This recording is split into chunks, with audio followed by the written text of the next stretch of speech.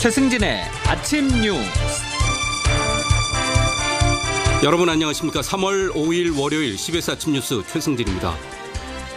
대북 특사단이 오늘 오후 방북길에 오릅니다. 북미 대화와 남북관계 개선의 중대 분수령이 될 전망입니다. 트럼프 미국 대통령은 북한 김정은 위원장과의 직접 대화를 배제하지 않을 것이라고 밝혔습니다.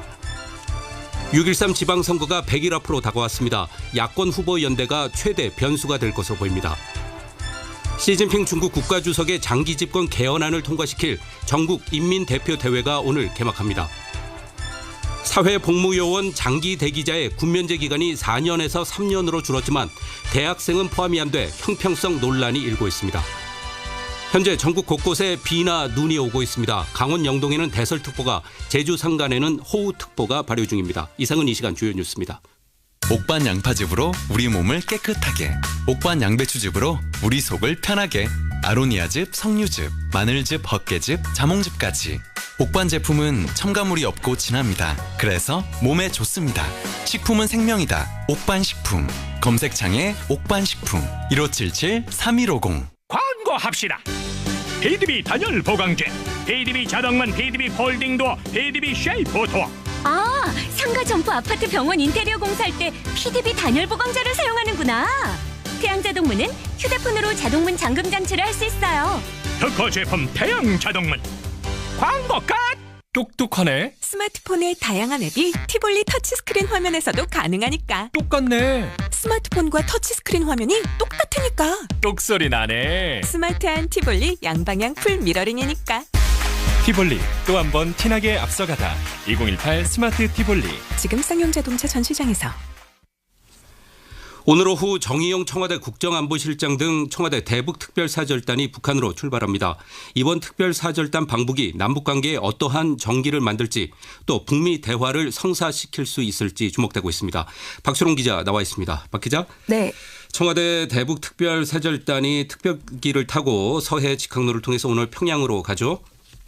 네, 정의용 청와대 국가안보실장을 단장으로 한 대북 특사단이 오늘 오후에 방북합니다. 1박 2일의 일정으로 내일 오후에 돌아올 예정인데요. 지난 평창 동계올림픽에서 두 차례 북한 측 고위급 대표단이 방남한 데 대한 답방 형식입니다. 단장인 정의용 실장과 함께 서훈 국정원장과 김상겸 국정원 2차장, 천혜성 통일부 차관과 윤건영 청와대 국정상황실장 등이 동행합니다. 네, 아무래도 가장 중요한 것은 3월 중에 북미 대화에 물꼬를 틀 수 있느냐 여부인데 어떻게 보십니까? 네, 맞습니다. 이번 방북의 가장 중요한 포인트는 4월 한미연합 군사훈련 등 북미 간 충돌 이슈가 돌아오기 전에 북미 대화를 진전시킬 수 있느냐, 그런 겁니다. 특히 미국 통으로 꼽히는 정의용 실장이 단장으로 대북 특사단에 포함된 것에서도 북미 대화 성사를 위한 우리 정부의 의지를 엿볼 수 있는데요. 정 실장이 북한의 북미 대화 관련해서 미국의 입장 등을 설명하고 북한 통인 서훈 국정원장과 천혜성 통일부 차관이 북한의 의중을 파악하고 설득하는 형식으로 북미 대화를 위한 총력 외교전이 벌어질 전망입니다. 고유환 북한학과 교수의 말을 들어보시죠. 북미 대화가 안 되는 것도 서로 입장이 다르다는 게 확인이 됐고, 그래서 그 부분을 얼마나 이제 서로 다른 입장 차이를 좁혀서 비핵화 프로세스로 양당국이 나올 수 있도록 하느냐는 게 관건일 거예요. 당장 4월 한미연합 군사훈련이 재개되면 북한이 이에 반발하면서 한반도 긴장이 고조되고 북미 비핵화 대화 역시 더 어려운 상황에 놓인다는 판단 아래 우리 정부가 중재자 역할에 사활을 걸었다, 이렇게 볼 수 있겠습니다. 네, 특사단이 북한에 가서 김정은 노동당 위원장을 만날 것으로 보입니다. 직접 설득할 수도 있지 않을까요? 네, 청와대는 가능성을 닫아주지 않았습니다. 청와대 고위 관계자는 어제 기자들과 만나서 현 단계에서 대북 특사단이 누구를 만날지는 확정된 것이 없다면서도 김여정 제1부부장이 평창 동계올림픽 개막식차 박람회 문재인 대통령을 만났던 것을 언급하며 이에 상응하는 결과가 있을 것이다 라고 생각한다고 밝혔습니다. 또 김정은 위원장에게 전달된 문재인 대통령의 친서에 어떤 내용이 담길지도 관심인데요. 비핵화와 한반도 평화에 대한 우리 측 입장이 다시 한번 강조될 것이란 예상이 나오고 있습니다. 네, 북한이 우리 대북 특사단의 방북 이후에 어떻게 나올지에 따라서 향후 상황도 많이 달라질 것으로 보입니다.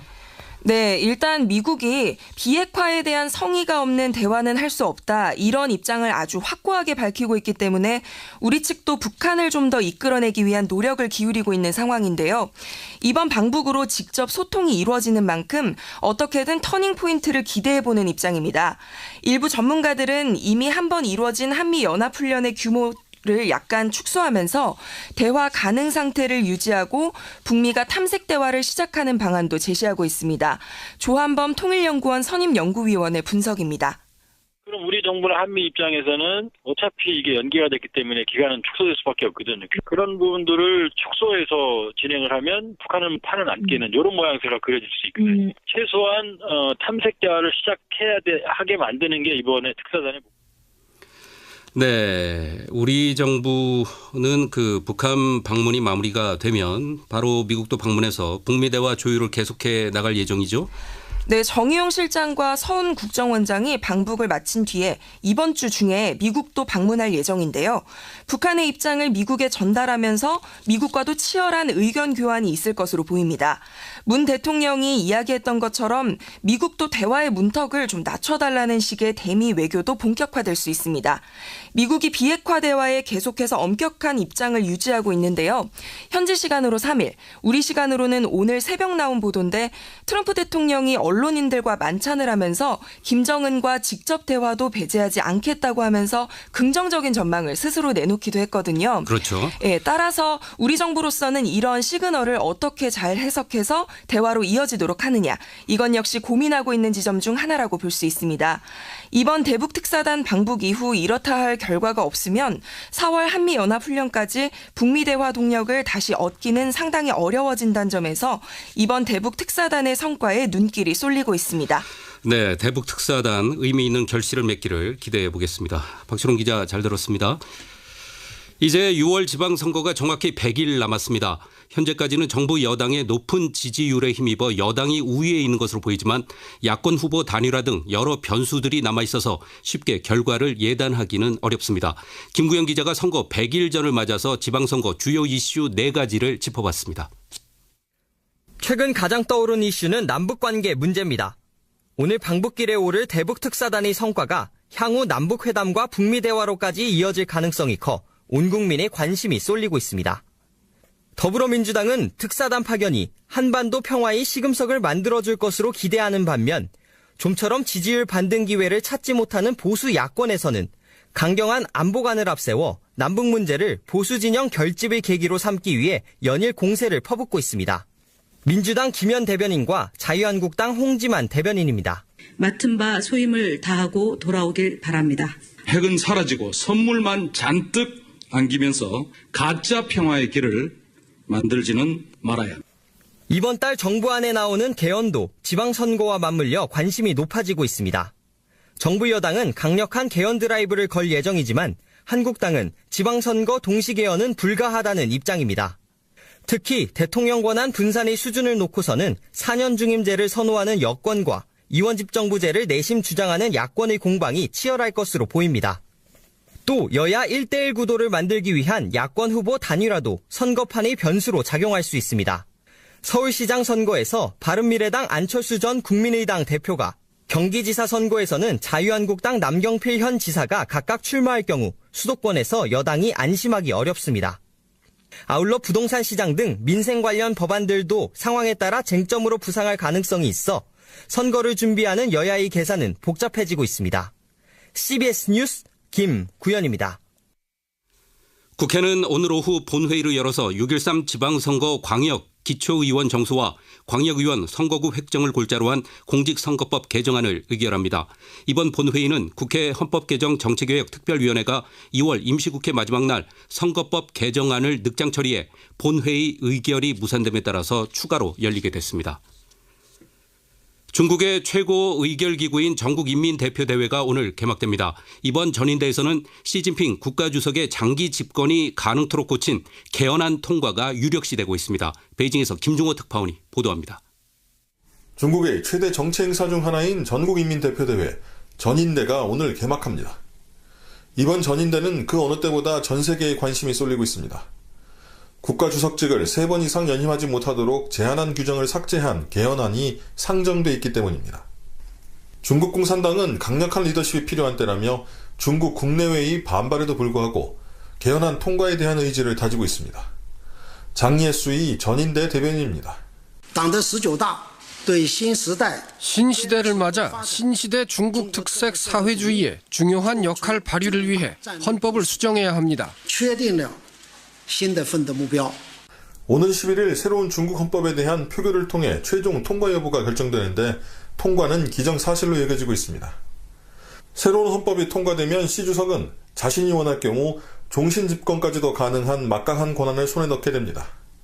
이번 중국의 새로운 헌법은 또 지난해 공산당 당헌에 삽입된 이른바 시진핑 사상을 집어넣고 강력한 사정기구인 감찰위원회 설치 근거를 담고 있어 시 주석의 권한은 더욱 강력해질 전망입니다. 지난해 19차 당대회를 통해 새로 들어선 상무위원단의 공식 보직을 비롯한 주요 지도부 인선도 이번 전인대에서 확정됩니다. 시 주석이 장기 집권의 길로 들어선 가운데 시 주석 집권 1기 반부패 사정을 진두지휘했던 왕치산 전 중앙기율검사위 서기가 부주석에 임명될 것인지도 관심사입니다. 이번 전인대는 중요 사안을 처리해야 하는 점을 감안해 지난해보다 닷새 정도 늘어난 16일간 진행될 예정입니다. 베이징에서 CBS 뉴스 김중호입니다. 오랫동안 미투 열풍에 차마 동참할 수 없었던 사람들의 고통을 조명하는 CBS 연속기획 나는 왜 미투하지 못했나.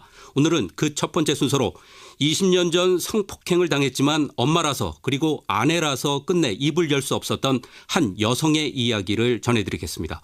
김명지 기자의 보도입니다. 지난 1997년 이모 씨는 한 유명 대학병원에서 치료를 받다가 의사에게 성폭행을 당했습니다. 당시 국내에서 치료하기가 쉽지 않았던 병이 있던 이 씨에게 해당 분야 권위자였던 담당 주치의가 저지른 일이었다고 합니다. 격렬하게 저항해서 할 수 있는 힘을 다해서 저 사람은 나한테 너무 강해 보였어요. 나를 지배했어요. 나를 그 사람한테서 구해줄 사람이 아무도 없었어요. 그러나 당시 겨우 2살밖에 안 된 딸을 키우고 있던 이 씨. 도리어 자신을 탓할지도 모르는 사회의 시선이 두려웠고 무엇보다 어린 딸을 둔 채 가정이 깨질까 봐 무서웠던 이 씨는 결국 20여 년 동안 입을 다물게 됐습니다. 그러나 결국 침묵을 깬 이 씨가 처음으로 자신의 피해 사실을 밝힌 상대는 다름 아닌 침묵의 이유였던 딸이었습니다. 서검사 그 얘기가 나올 때 얘기했어요. 이게 세상에 알려지도록 나도 이거 써다오. 그러려면 어떻게 해야 되니? 나 좀 도와줘. 우리 딸한테 그랬지. 근데 우리 딸도 지금은 엄마가 이래서 나한테 이럴 수밖에 없었구나. 나를 보호하려고 그랬구나. 그렇게 생각을 하고 있는 것 같아요. 딸의 도움을 받아 마침내 SNS 등에서 미투를 외친 이 씨. 엄마라서 아내라서 못했던 이야기를 이젠 그 덕분에 나설 수 있게 된 것입니다. CBS 뉴스 김명지입니다. 극단 신화의 김영수 연출가와 배우 한재영 씨에 대한 성추행 폭로가 나오면서 연극계 미투 후폭풍이 이어졌습니다. 극단 신화 출신이라는 박모 씨는 어제 SNS에 글을 올려 2011년 김영수 대표로부터 성추행을 당한 뒤 저항하자 배우는 생각이 열려 있어야 한다는 질책을 들었다고 밝혔습니다. 배우 한재영에 대해서도 김영수 대표의 행동을 옹호하는 한편 자신에게 성관계 요구와 성추행을 일삼았다고 주장했습니다. 대규모 희망퇴직에도 경영난 타계에 사실상 실패한 한국GM이 비용 절감 대책을 고심 중입니다.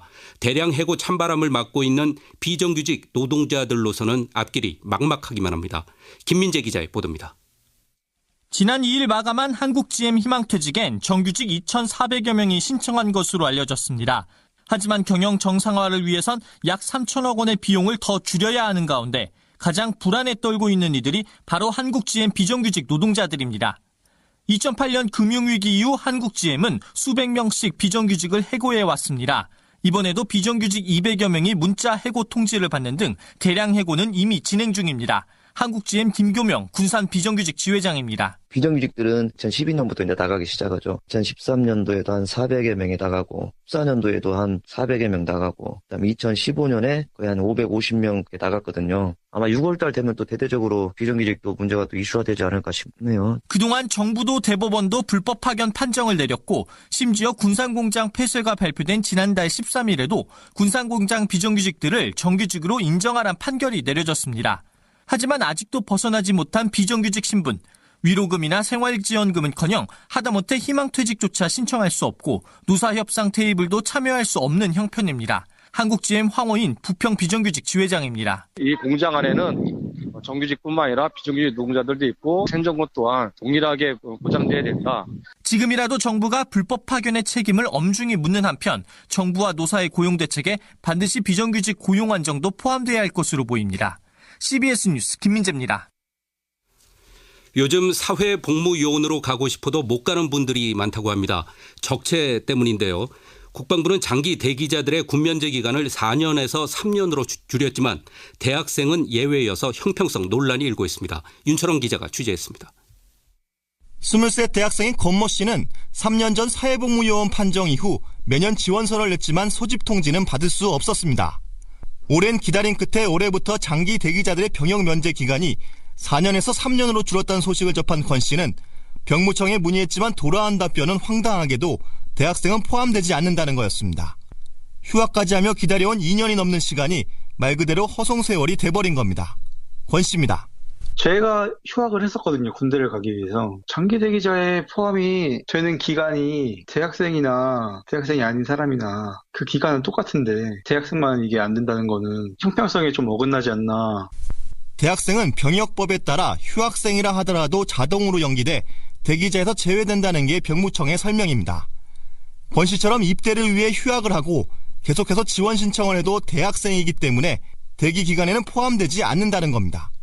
사회복무요원 적체가 심해지면서 면제자가 늘자 대학생과 비대학생 간의 형평성 문제가 수면 위로 떠올랐습니다. 병무청 관계자입니다.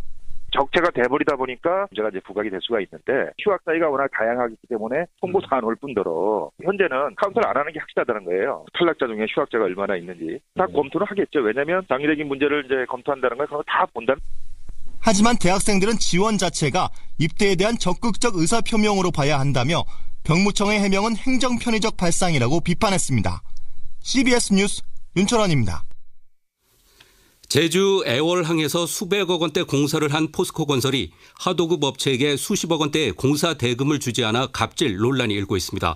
하도급 업체로부터 이런 사실을 접수받은 공정거래위원회도 침묵을 이어가면서 논란을 키우고 있습니다. 제주 CBS 박정섭 기자의 보도입니다. 포스코건설은 2015년 제주도로부터 제주시 애월항 LNG기지 부지조성 공사를 주식회사 우창회사에 하도급 줬습니다. 부지조성 공사는 토사가 흘러가지 못하도록 암벽을 만드는 수중공사와 만들어진 암벽 안에 토사를 매립하는 토공사로 이루어졌습니다. 문제는 포스코건설의 요구대로 공사 순서와 방법까지 바꿔가며 계약대로 공사를 마쳤지만 대금 11억 원을 받지 못하면서 불거졌습니다.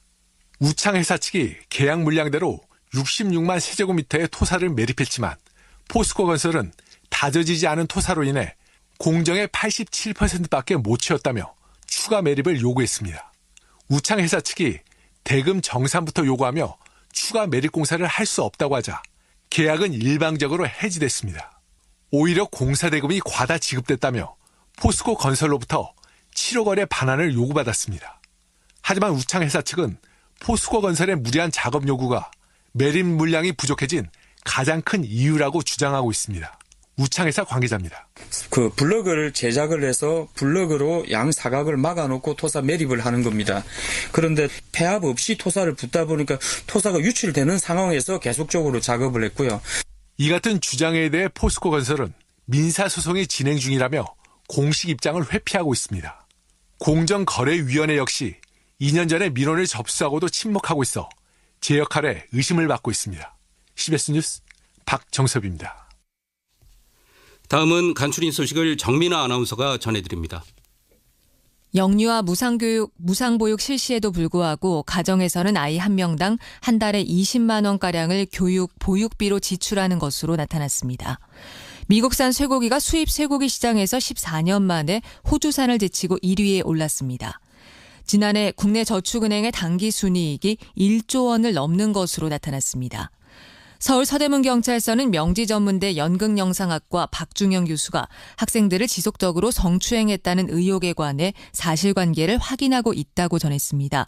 박 교수는 여학생들을 연구실로 불러 윗옷을 벗은 상태의 자신을 안마하라고 시키고 안마를 빙자해 여학생들의 신체 일부를 만졌다는 의혹을 받고 있습니다.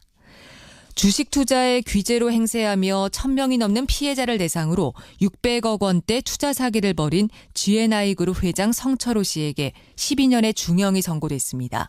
성 씨는 2015년 6월부터 지난해 2월까지 투자자 1,210명으로부터 2,600여 차례에 걸쳐 600여억 원을 받아 가로챈 혐의로 재판에 넘겨졌습니다. 어젯밤 9시 20분쯤 서울 서초구 남부순환로에서 60대 남성 이모 씨가 몰던 승합차가 중앙분리대 충격 방지 장치를 들이받는 사고가 일어났습니다. 이 사고로 차에 타고 있던 57살 유모 씨가 이마가 찢어지는 중상을, 다른 승객 9명은 가벼운 상처를 입어 병원으로 옮겨졌습니다. 지금까지 간추린 소식이었습니다. 날씨 알아보겠습니다. 기상청에서 김수진 리포터가 전해드립니다.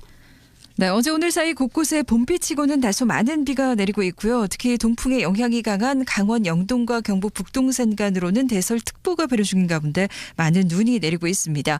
지금까지 진부령에 24.5cm, 미시령 22, 강릉 대기리에 15cm 안팎의 큰 눈이 내렸는데요. 앞으로 오늘 오후까지 강원 영동과 경북 북동산간에 5에서 10cm, 강원 산지의 경우 최고 20cm 이상의 폭설이 더 쏟아지겠고, 강원 영서와 경북 북부 지역에 2에서 5, 경기 동부와 경북 남부, 충북과 경남 북부 지역을 중심으로 1cm 안팎의 눈이 더 이어지는 곳이 있겠습니다. 그리고 그 밖의 지역에서도 오늘 비가 좀 더 이어진 뒤 오후에 대부분 그치겠는데요. 현재 호우특보가 발효 중인 제주 산간에 최고 40mm 안팎, 그 밖의 지역에서는 5에서 20mm 안팎의 비가 이어지겠습니다.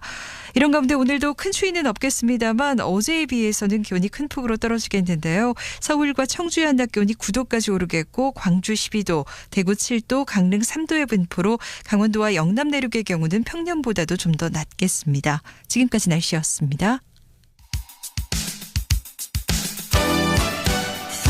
여러분께서는 지금 최승진의 아침 뉴스를 듣고 계십니다. 신문으로 보는 세상, 아침 신문 읽기 황명문 선임기자 나와 있습니다. 안녕하십니까? 네. 오늘 신문을 보면 대북 특사단 방북 소식을 일제히 다루고 있는데 앞서 저희 뉴스에서 자세히 전해드렸고요. 이명박 전 대통령 수사 관련 소식 알아보죠. 이번 주 검찰총장에게 수사 보고가 이루어진다고 하는데 어떻게 보십니까? 네, 검찰이 이명박 전 대통령에 대해서 그동안 수사해온 중간 수사 결과를 이번 주 문무일 검찰총장에게 보고할 예정이라는데요.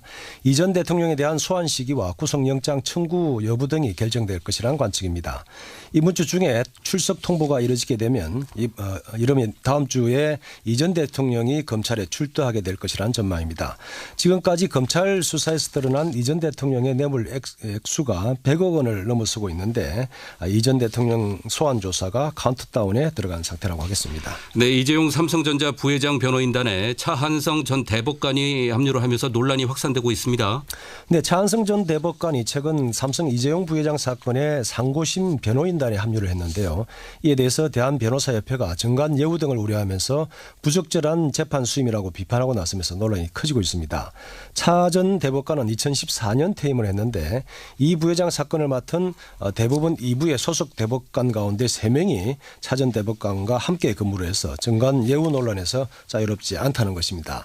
대한변협은 차 전 대법관에 대한 사임을 촉구하고 나섰는데 정관 예우 논란은 더 커질 것으로 전망됩니다. 네, 4차 산업시대 위기 직업이라는 기사가 눈길을 끕니다. 어떤 직업군들이 언급이 되고 있습니까? 네, 4차 산업혁명이 다가오면서 기술로 대체될 가능성이 높은 일자리로 콜센터 상담원과 은행 텔러 또 매장 계산원 등이 위기 직업으로 꼽혔다는 소식인데요. 단순 조립이나 계산 출납, 요금 수납 창고 관리 등 숙련도가 낮고 업무도 정형화된 일자리가 위기 직업 1순위로 로봇 등의 기술로 대체될 가능성이 높은 것으로 분석이 됐습니다. 그러나 유망 직종으로는 사물 인터넷 전문가와 인공지능 전문가, 또 빅데이터 전문가, 가상현실 전문가, 드론 전문가, 로봇 공학자 등이 꼽히고 있습니다. 네, 신문 읽기 지금까지 황명문 기자였습니다. 수고하셨습니다. 다음은 공항 소식 알아보겠습니다. 김은주 씨가 전해드립니다. 네, 월요일 아침 하늘길 흐린 가운데 대부분 지방공항에는 비가 내리고 있어 시정은 떨어져 있습니다. 양양과 진주, 무안공항에는 강풍 때문에 특보가 발효 중인데요. 항공기 운항에는 영향을 미치지는 않고 있어 김포공항에서 운항하는 국내 노선들 정상 운항 중입니다. 제주행 첫편이 6시 19분에 이륙한 것을 시작으로 이후 편들도 정상 수속 중입니다. 좌석 상황은 제주행 대부분 시간대별로 잔여 좌석이 많이 남아있고 항공사마다 크게는 50%까지 할인 판매도 하고 있습니다. 그 외 광주와 여수, 울산을 포함한 국내 노선들도 여유 있어 공항에 나오시는 대로 구하실 수 있겠습니다. 제주항공은 한시적으로 3월 11일까지 인천, 태국, 방콕 노선과 필리핀 세부 노선을 하루 3회로 매일 1회씩 추가 증편 운항한다고 하니까 참고하시기 바랍니다. 지금까지 김포공항에서 전해드렸습니다. 제주항공에서 보내드린 공항 소식이었습니다. 대북 특사단의 평양 방문이 결정이 되면서 한반도 정세가 중대 고비를 맞고 있습니다. 북한이 핵실험이나 미사일 발사에 대해서 진전된 입장을 내놓을 수 있느냐, 또 4월 한미연합훈련을 실시하기 전에 북미 간 협상 분위기가 무르익느냐가 관건입니다. 대화 분위기를 이어갈 수 있도록 특사단이 의미 있는 성과를 내길 기대합니다. 오늘 CBS 아침 뉴스는 여기까지입니다. 지금까지 뉴스 제작 조근호, 장관순, 김광일 기자, 기술 한광익, 진행의 최승진이었습니다.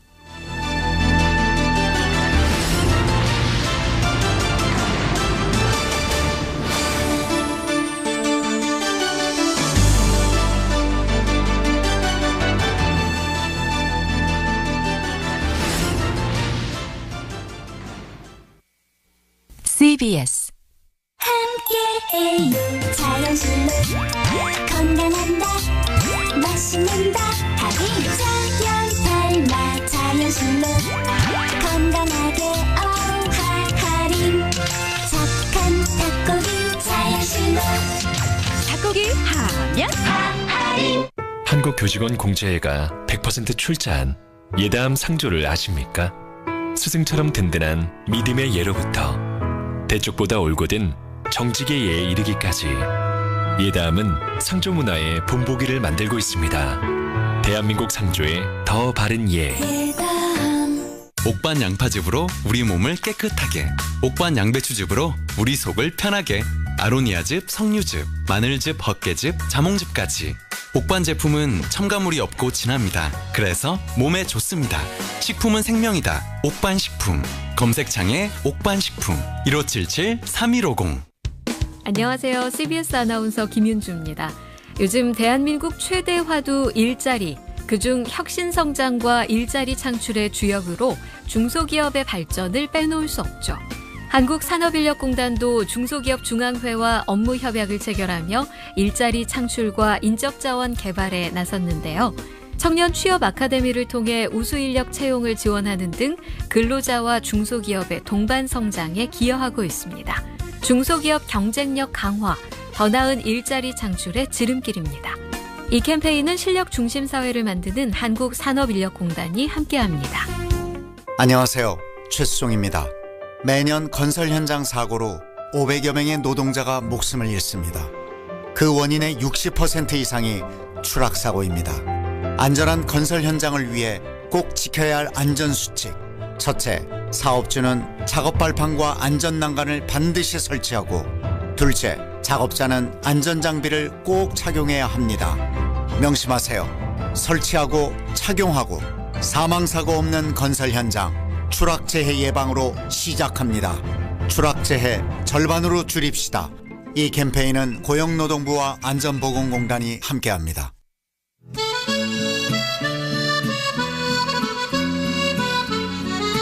지구는 둥글고 사방의 땅은 평평하다.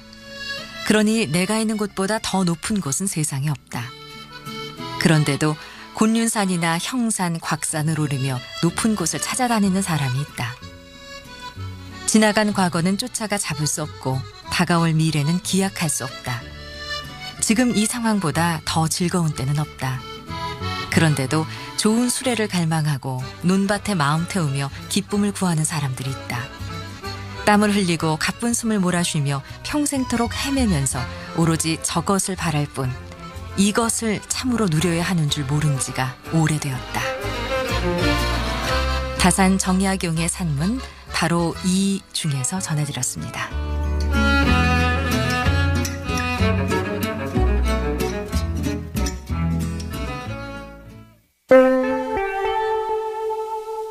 이 아름다운 당신과의 순간이 우리 곁에 더 오래 머무르기를. 인간의 시간을 연구하는 기업 메디톡스에서 현재 시간을 알려드립니다. 인간의 시간을 연구하는 기업 메디톡스에서 7시 30분을 알려드립니다.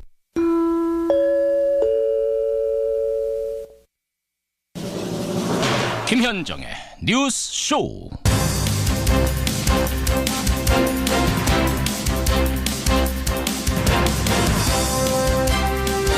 애청자 여러분 안녕하십니까? 속전속결입니다.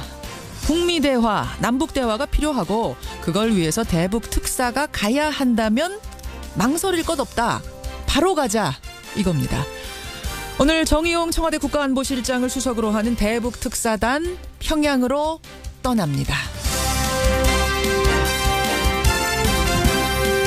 우리의 특사단이 김정은 노동당 위원장과 만나게 될지 어디서 만날지 아직까지 구체적으로 드러난 일정은 없습니다만 직접 만날 가능성이 크죠.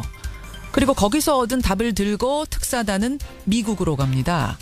평양 찍고 서울을 찍은 후 미국을 거쳐서 다시 서울로 발빠르게 그러나 정밀하게 그리고 유연하게 중매자로서의 역할을 무사히 완료하고 돌아와 주기를 기대합니다. 월요일 아침 김현정의 뉴스쇼 출발합니다.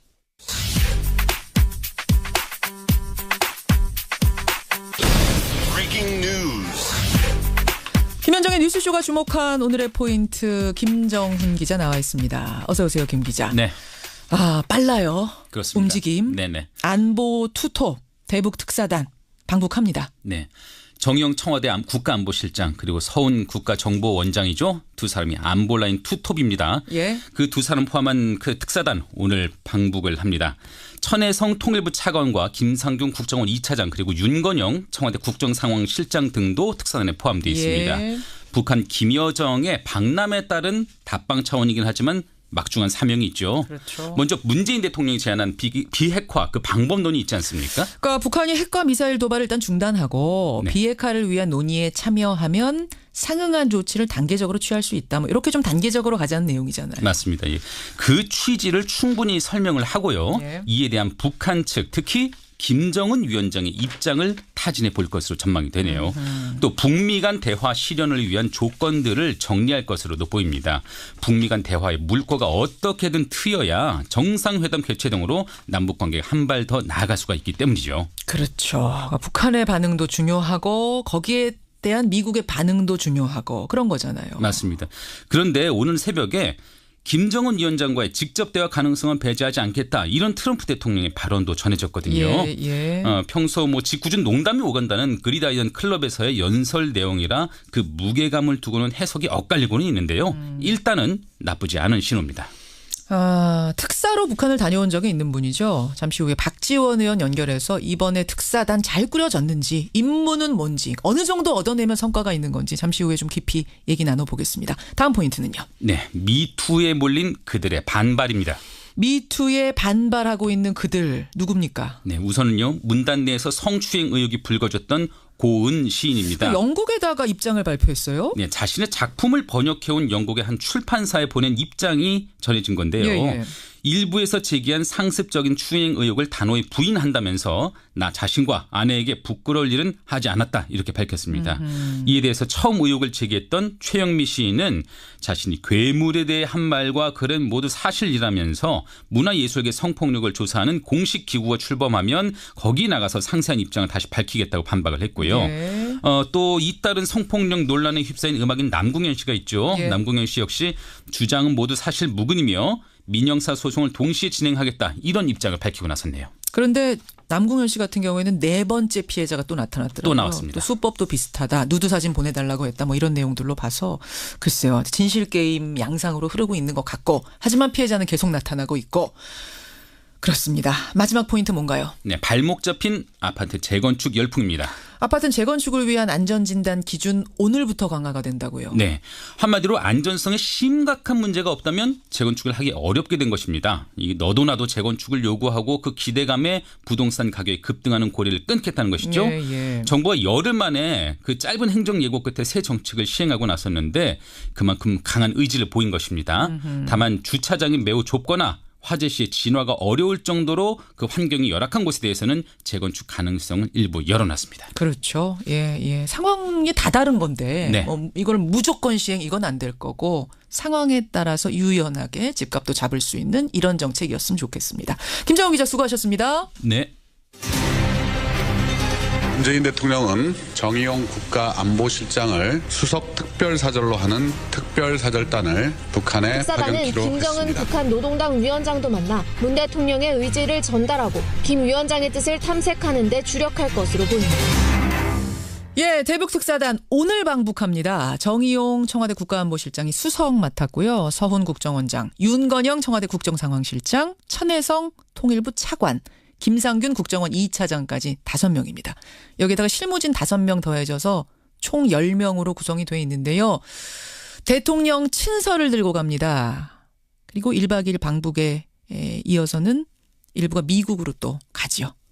특사단의 방북, 방미. 핵심은 이겁니다. 남북 대화 전에 북미 대화가 있어야 되는데 미국은 끊임없이 북한의 비핵화를 전제 조건으로 달고 있지 않습니까? 그러니까 특사단이 북한도 만나고 미국도 만나면서 둘의 뜻을 조율한다는 겁니다.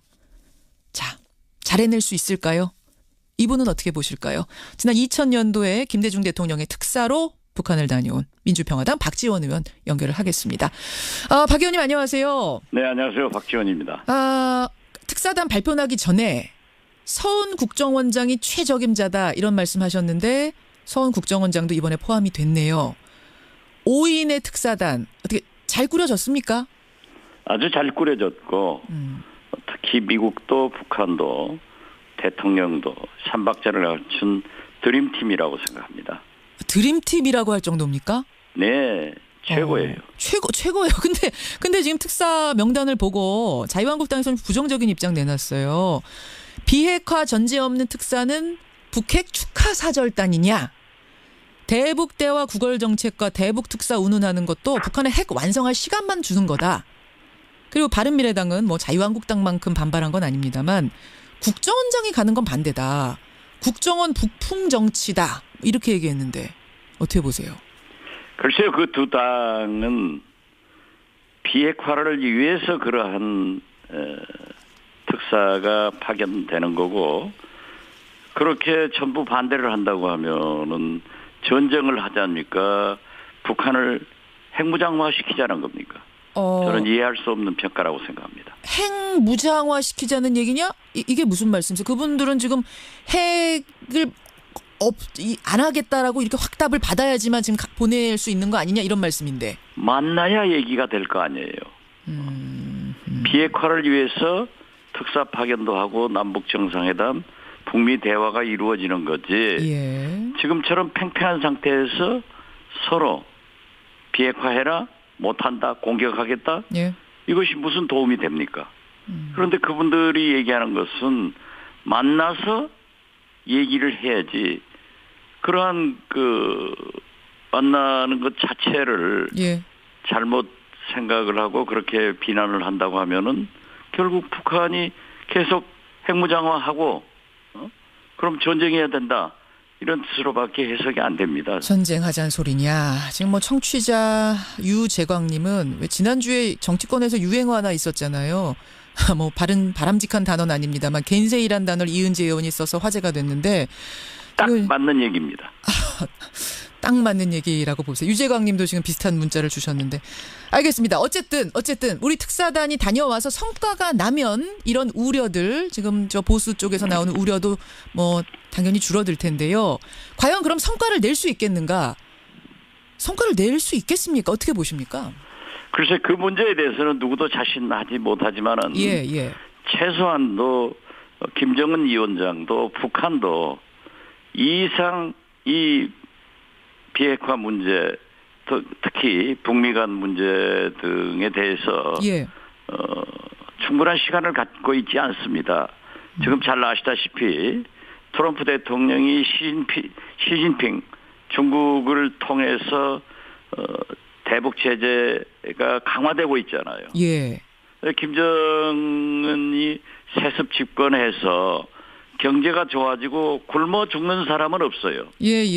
그리고 북한의 약 400여의 장터와 시장과 약 500만 대의 핸드폰을 사용하고 있기 때문에 정보가 흐른단 말이에요. 아, 핸드폰이 얼마라고요? 500여만 대 사용되고 있습니다. 500여만 대가 북한에서 지금 핸드폰 유통이 되고 있다고요? 네네. 그 정도예요. 그렇기 때문에 정보가 흐르는 사이예요. 2000년 6.15 남북 정상회담 당시만 하더라도 그러한 게 없었거든요. 그렇지만 정보가 흐르기 때문에 북한 사회에서도 그 이상 통제 불가능해질 겁니다. 그리고 굶어 죽는 사람들이 생길 때 과연 통제가 가능하겠느냐. 이 밥에 고기국을 먹이겠다고 하는 약속을 김일성, 김정일, 김정은 이 3대까지 계속 이어왔지만은 지금 성공하지 못하고 있잖아요. 그렇죠. 그렇기 때문에 북한도 이상 시간이 없다. 경제 제재를 받으면은 체제 유지하기가 굉장히 어려워질 수도 있다. 그렇기 때문에 더욱이 김정은으로서는 북한 핵실험을 6번 했다고 하는 것은 폭발력의 고도화를 확보하고 있거든요.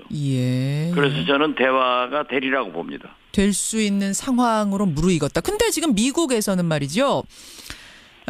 문재인 대통령하고 트럼프 대통령하고 지난주에 30분 통화했잖아요. 그다음에 백악관에서 어떤 걸 내놨냐면 완전하고 검증 가능하며 되돌릴 수 없는 완전한 핵 폐기를 해야 된다라고 다시 한번 강조를 했습니다. 그러니까 비핵화를 핵 포기를 완전히 선언해야만 우리는 대화하겠다라는 입장을 다시 한번 강조했는데 이렇게 강하게 나오는 상황이라면 북한이 정말 처음부터 우리 핵 포기하고 하고 선언하고 나올까? 이거 사이를 조율할 수 있을까? 우리 특사단이 좀 이런 의문도 드는데요. 모든 협상 대화를 시작할 때는 자기들의 요구사항을 강경하게 하기 때문에 미국 측으로서는 완전한 북한의 비핵화를 요구하는 것은 당연하다고 생각합니다. 협상 전략이라고 보세요. 그렇습니다.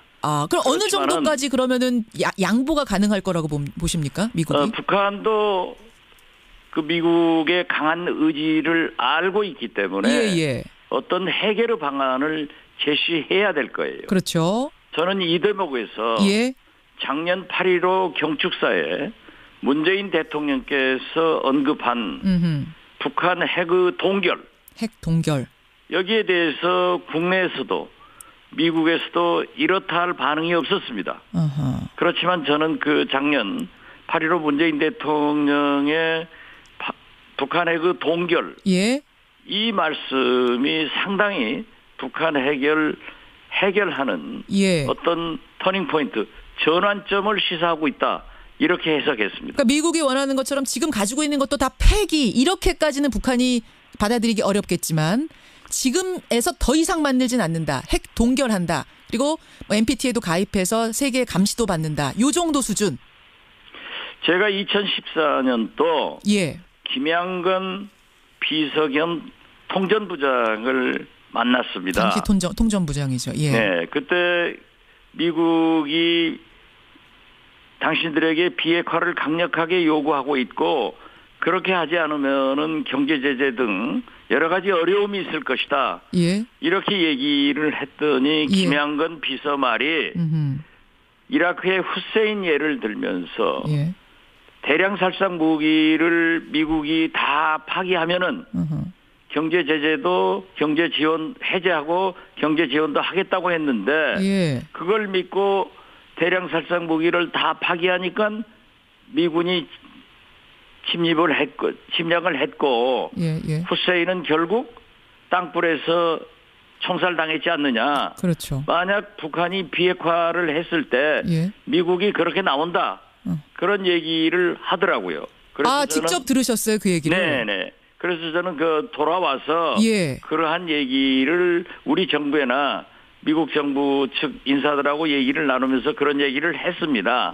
그렇기 때문에 저는 이번 모든 협상이 잘 돼서 예. 특히 북한의 핵 문제는 북미 간의 문제입니다.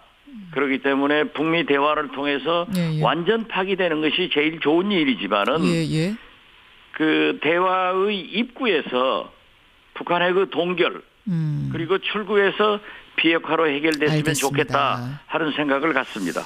그리고 이걸 시사한 것은 예. 작년 또 문재인 대통령의 8.15 경축사다. 알겠습니다. 이렇게 지적합니다. 핵 동결 정도 답 얻어가지고 미국 간다면 이거는 성과가 있는 거고 미국도 그 정도면 받아들일 수 있을 거다. 지금 그런 말씀. 그러면 특사단이 김정은 위원장 면담하는. 그런데요. 예. 지금 이번에 특사들이 방북을 해서 예. 핵 동결까지의 답변을 받는 것은 아마 북한으로서는 상당히 마지노선이기 때문에 첫 술에 그럴 수 없을 거다. 거기까지 진전되지는 않을 수 있지만은 예. 어느 정도 암묵적 시사를 한다고 하면은 북미 대화는 시작할 수 있을 겁니다. 알겠습니다. 김정은 위원장하고 만나겠죠, 당연히. 김정은 위원장은 한 번도 보지 못했습니다. 아니 그게 아니라 특사단이 이번에 김정은 위원장 면담하겠죠? 예. 저는 제가 만났는 건 특사단은 당연히 만나죠. 당연히. 그렇기 때문에 특사고. 그렇죠. 또 상호주의 입장에서 예. 문재인 대통령도 특사를 만났지 않습니까?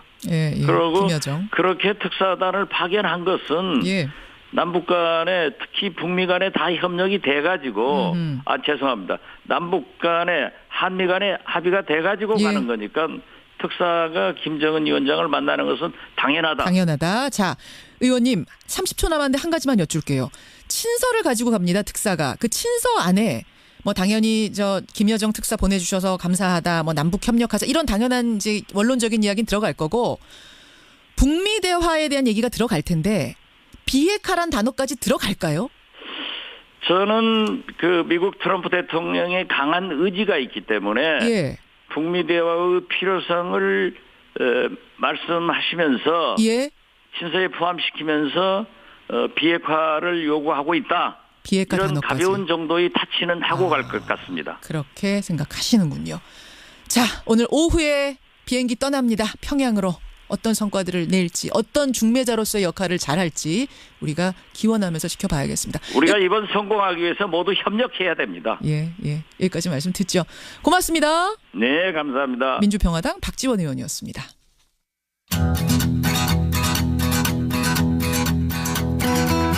김현정의 뉴스쇼는 청취자 여러분의 참여로 이루어집니다. 트위터, 페이스북, 레인보우 게시판, 그리고 단문 50원, 장문 100원의 유료 문자 샵 1212, 우물정 1212 통해 참여하실 수 있습니다. 김현정의 뉴스쇼, 여러분과 함께 만듭니다.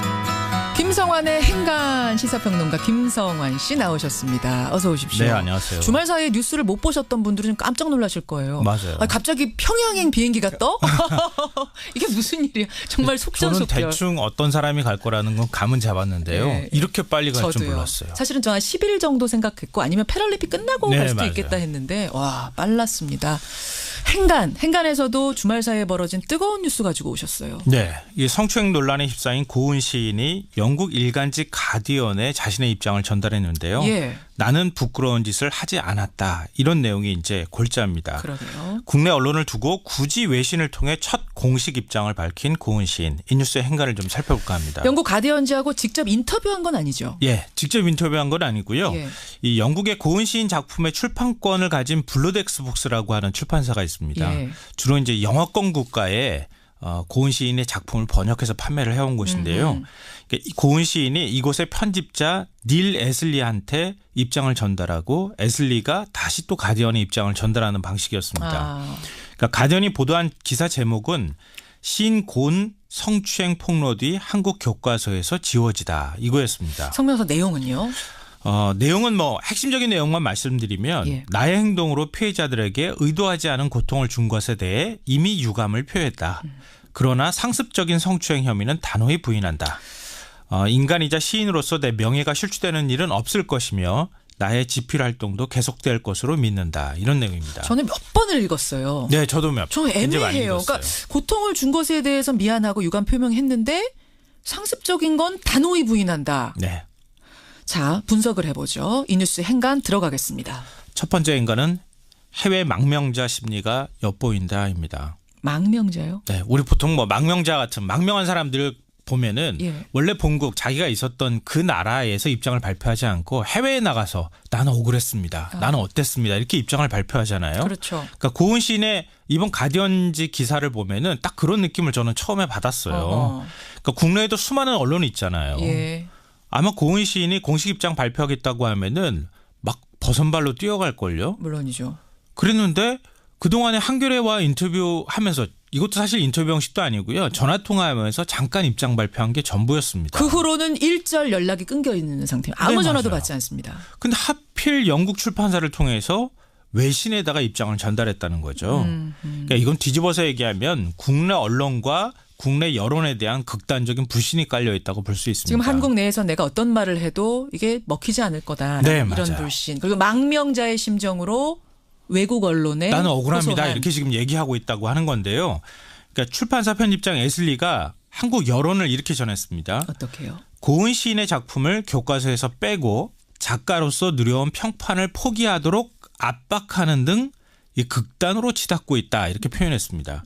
이거 어떻게 알겠어요? 사실은 고은 시인이 얘기를 전달해 주지 않았겠습니까? 일종의 탄압을 받고 있다는 얘기를 외국 언론에 전하는 형식을 썼다. 이 그렇죠. 말씀이시네요. 맞습니다. 두 번째 행간은 뭡니까? 두 번째 행간은 상습적인 비행, habitual misconduct라는 단어에 주목해야 한다입니다. 저도 이거를 여러 번 읽었어요. habitual misconduct. 그러니까 habitual. 헤빗 여러분 아시잖아요. 습관적인. 버릇. 예. 이거는 나는 습관적으로 한 행동은 아니에요라는 걸 강조했다는 부분. 네. 이게 무슨 말일까요? 왜 미스컨덕트라는 단어를 썼을까 이 부분인데요. 이 사전적인 뜻풀이를 해보면 비행, 품행이 나쁨, 간통 뭐 이런 뜻입니다. 그러니까 이 단어의 그 단어를 입장 안에다가 포함시킨 의미가 좀 있다고 보는데요. 지난달 27일 최영미 시인이 고은 시인의 성추행 사실을 추가로 폭로를 했습니다. 예. 이 내용을 다 전달해 줄 수는 없고요. 술집에서 바지 지퍼를 열고 뭐 충격적인 행위를 하는 모습을 봤다 이런 내용입니다. 아주 충격적인 내용이어서 저희가 방송에 하는 게 좀 부적절해서 네, 맞아요. 구체적으로 묘사를 못할 뿐이지 술집에서 바지 지퍼를 내리고 어떤 행동을 했다는 거잖아요. 네, 맞습니다. 그러니까 다음 날 술집 사장으로 표현한 그 바로 사장이 이 고은 시인은 그런 부류의 사람이 아니다 이렇게 반박을 하면서 또 논란이 커졌는데요. 그러니까 고은 시인을 두둔하는 또 이런 입장이 나온 거예요. 내가 술집 주인, 이 술집 주인이고 오랫동안 그 자리에 항상 동석을 했었는데 나 그런 장면 목격한 적 없다라는 네. 입장이 나왔거든요. 그러니까 서로 간에 이제 주장이 엇갈리고 있는데요. 예. 아마 고은 시인은 이 주장에 대해서 굉장히 불쾌감을 느끼지 않았을까 싶은 생각이 듭니다. 그래서 이 단어를 여기다가 굳이 넣은 것 같아요. 미스컨덕트. 예, 나는 그런 행동하지 않았습니다. 이렇게 지금 얘기를 하고 있다는 거거든요. 예. 그러니까 편집장 애슬리의 얘기도 비슷한데요. 고은 시인의 명망에 대한 추락은 유명인이라는 지위 그리고 어느 작가보다도 서방에 잘 알려져 있다는 찬사에 대한 역반응이다 이렇게 주장했습니다. 일종의 일부 시인, 최영미 시인을 지칭하는 것으로도 보이는데요. 그런 사람들이 나의 명성에 흠집을 내기 위해서 또 거기에 대해서 일종의 역반응 형태로 해서 이런 주장들을 하고 있다라고 지금 인식하고 있다는 거죠. 자, 그런데 나 그 행동만은 하지 않았소라고 얘기한들 이 고은 시인의 전체적인 행동에 대해서 이게 저 독자들이 여론이 용납할 수 있을까요? 그게 바로 세 번째 인간인데요. 예. 그를 사랑했던 독자로서 불편하다. 이게 세 번째 인간입니다. 아하. 저는 고은 시인의 성추행 사실을 목격하지도 않았고요. 예. 최영미 시인의 주장도 100% 고지고대로 받아들이지도 않습니다. 하지만 성추행 논란 이후에 고은 시인이 대응하는 모습은 좀 실망스럽습니다. 한겨레와 전화통화를 하면서 오늘날에 비춰 성희롱으로 규정된다면 뉘우친다 이렇게 얘기했거든요. 예. 당신들이 내가 성추했다고 하니 내가 뭐 인정하겠어. 예. 이런 식의 태도를 보이고 이번에도 또 비슷한 입장을 발표했어요. 예. 고은을 사랑했고 지금도 사랑하고 있는 독자들한테 그냥 당당하게 나서주시면 어떨까 이런 생각이 듭니다. 여러분 어떻게 생각하십니까? 예, 입장 발표 주말 내내 떠들썩했습니다. 오늘 분석을 해봤습니다. 김정환 씨 수고하셨습니다. 네, 고맙습니다. 이가탄의 힘 붓고 피날 때 탁월하게 아픈 잇몸을 건강하게 이가 탄. 잇몸병엔 이가 탄. 증상은 달라도 잇몸병엔 역시 이가 탄입니다. 잇몸병엔 이가 탄. 아시죠? 명인제약. 안녕하세요. 김수현입니다. 모두가 세상을 여행할 때 모두투어는 당신을 여행합니다. 당신이 좋아하는 것을, 설렘을, 이야기를, 모두의 여행이 다시 만나고 싶은 여행이 되도록. 다시 만나고 싶은 여행 모두투어. 아유, 세 단계 종이 또 걸렸어. 정말 제본 하나 하려다가 미치겠네. 내가 진작 현대오피스로 바꾸라니까. 오늘 다 날 셀 거야. 이제 스트레스 받지 마세요. 사무기기 전문기업 현대오피스가 책임지겠습니다. 사무기기의 올바른 기준 현대오피스. 골치 아픈 법률 문제를 마주칠 때마다 우리 할아버지께서 늘 말씀하셨지. 순한 법무사를 만들어라. 풍부한 법률 지식과 전문성을 붙고 높은 수임료는 제거한 뒤 우리 곁 가까운 곳에 놓아두면. 안녕하세요. 만능해결사 법무사입니다. 어떤 문제를 해결해드릴까요? 등기, 소송, 경매, 회생 다 부탁드립니다. 출생에서 상속까지 우리 인생의 모든 법률 문제 혼자서 고민하지 마시고 만능해결사 법무사를 찾아 시원하게 해결하세요. 생활법률 만능해결사 법무사. 출생에서 상속까지 대한법무사협회가 함께합니다. 일본 간다며? 지하철 기차 입장권 다 샀어? 그걸 한국에서 살 수 있어? 그럼 내일 투어에 가면 다 있어. 일본 가서 표 사려고 줄 안 서도 돼. 항공권 호텔도 싸게 돼? 그건 기본이지. 어디라고? 내일 투어. 2017 여행신문 소비자가 원하는 해외여행 개별여행 브랜드 12년 연속 1위 네일 투어. 딸 잘 지내? 괜찮아? 엄마는? 서로의 안부만 묻던 그들은 바다를 적시는 노을 속 다낭의 한 호텔로 떠났습니다.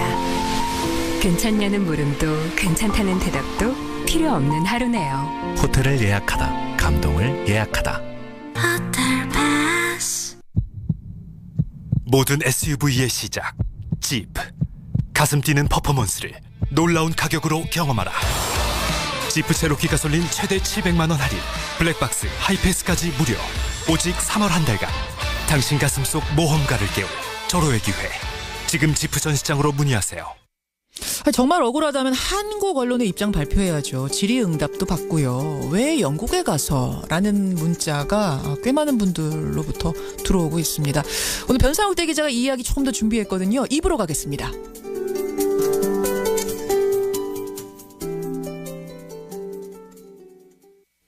CBS 스마트 미디어를 선도하고 있는 CBS 노컷 뉴스가 소리를 담은 뉴스로 재도약합니다.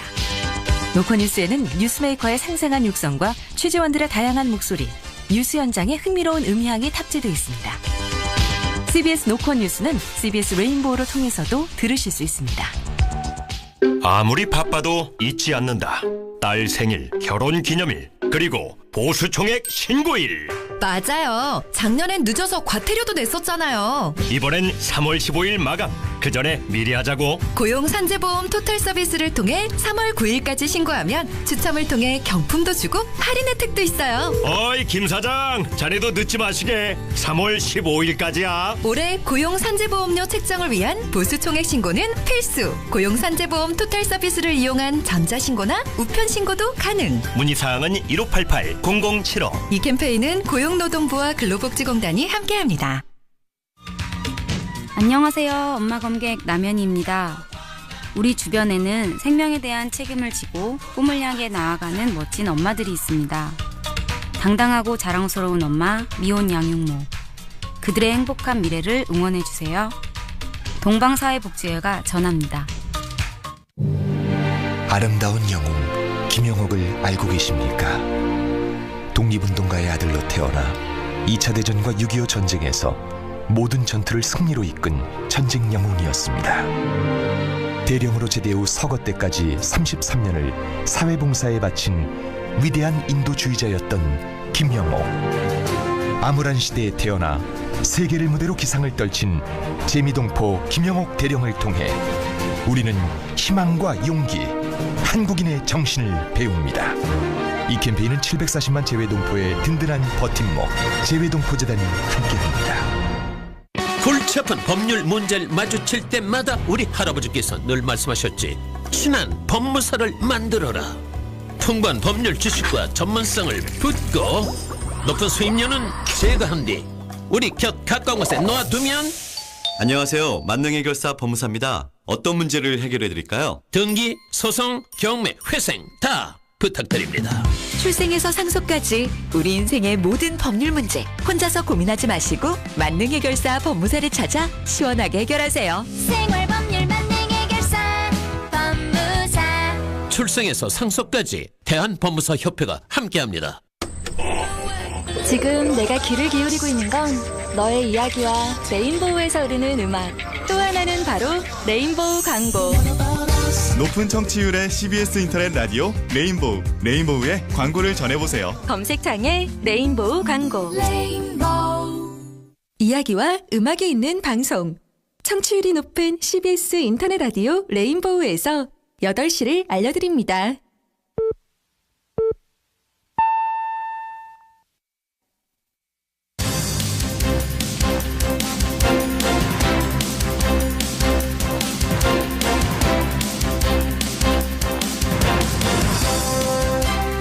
김현정의 뉴스쇼 2부 출발합니다.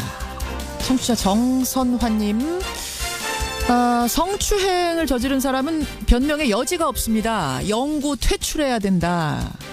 그다음에 0917님은 근데 고은 시인 같은 경우는 한쪽의 일방적인 주장만 나온 거 아닙니까? 사실관계를 더 따져봐야 되는 거 아닌가요? 이런 문자도 보내주시고, 공윤기님은 어쨌든 우리가 그동안 사랑했던 시인인데 정말 마음이 아프다. 뭐 이런 문자들이 다양하게 들어오는데요. 변상욱의 기자수첩에서는 이 미투 운동, 세계 각지에서 불고 있는 미투 운동의 각 나라별 특징을 정리를 해봤다고 합니다. 그리고 우리나라의 미투 운동에 대해서 분석을 했습니다. 변상욱 대기자 잠시 후에 만나도록 하고요. 여러분, 패럴림픽이 언제 열리는지 알고 계십니까? 이번 주인가? 다음 주인가? 이번 주 맞습니다. 그러면은 정확히 며칠인지는 알고 계세요? 좀 가물가물하시죠? 사실은 장애인 올림픽에 대한 관심이 비장애인 올림픽에 비하면은 훨씬 못 미칩니다.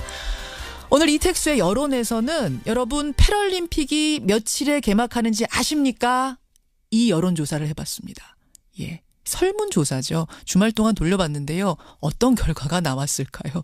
패럴림픽에 대한 관심을 좀 고조하는 차원에서 저희가 해봤는데, 예, 결과가 이렇게 나왔군요. 잠시 후에 발표하겠습니다. 지난 금요일이죠. 부산 해운대 LCT에서 구조물 추락 사고가 났습니다. 55층에서 노동자들 4명이 떨어져서 숨졌는데요. 반복되는 건설 현장 안전사고, 특히 이번에 충격적인 건 안전하라고 마련해놓은 안전판이 떨어졌다는 사실입니다. 어떻게 이런 일이 벌어질 수 있었던 건지 자세히 들어가 보겠습니다. 50원에 담은 100원의 장문 유료 문자 샵 1212, 카톡 레인보우까지 열어놓고 출발합니다. 이가탄의 힘! 붓고 피날 때 탁월하게, 아픈 잇몸을 건강하게 이가탄. 잇몸병엔 이가탄. 증상은 달라도 잇몸병엔 역시 이가탄입니다. 잇몸병엔 이가탄. 아시죠? 명인제약. 바닷물을 마실 수 있는 물로, 더러워진 물을 다시 깨끗한 물로. LG의 수처리 솔루션이 물 걱정 없는 세상을 만들어갑니다. 옳은 미래 LG. 안녕하세요, 김생민입니다. 시간 들여가며 힘들게 이사업체 골랐더니 불친절해. 추가 비용 요구에 마무리까지 엉망?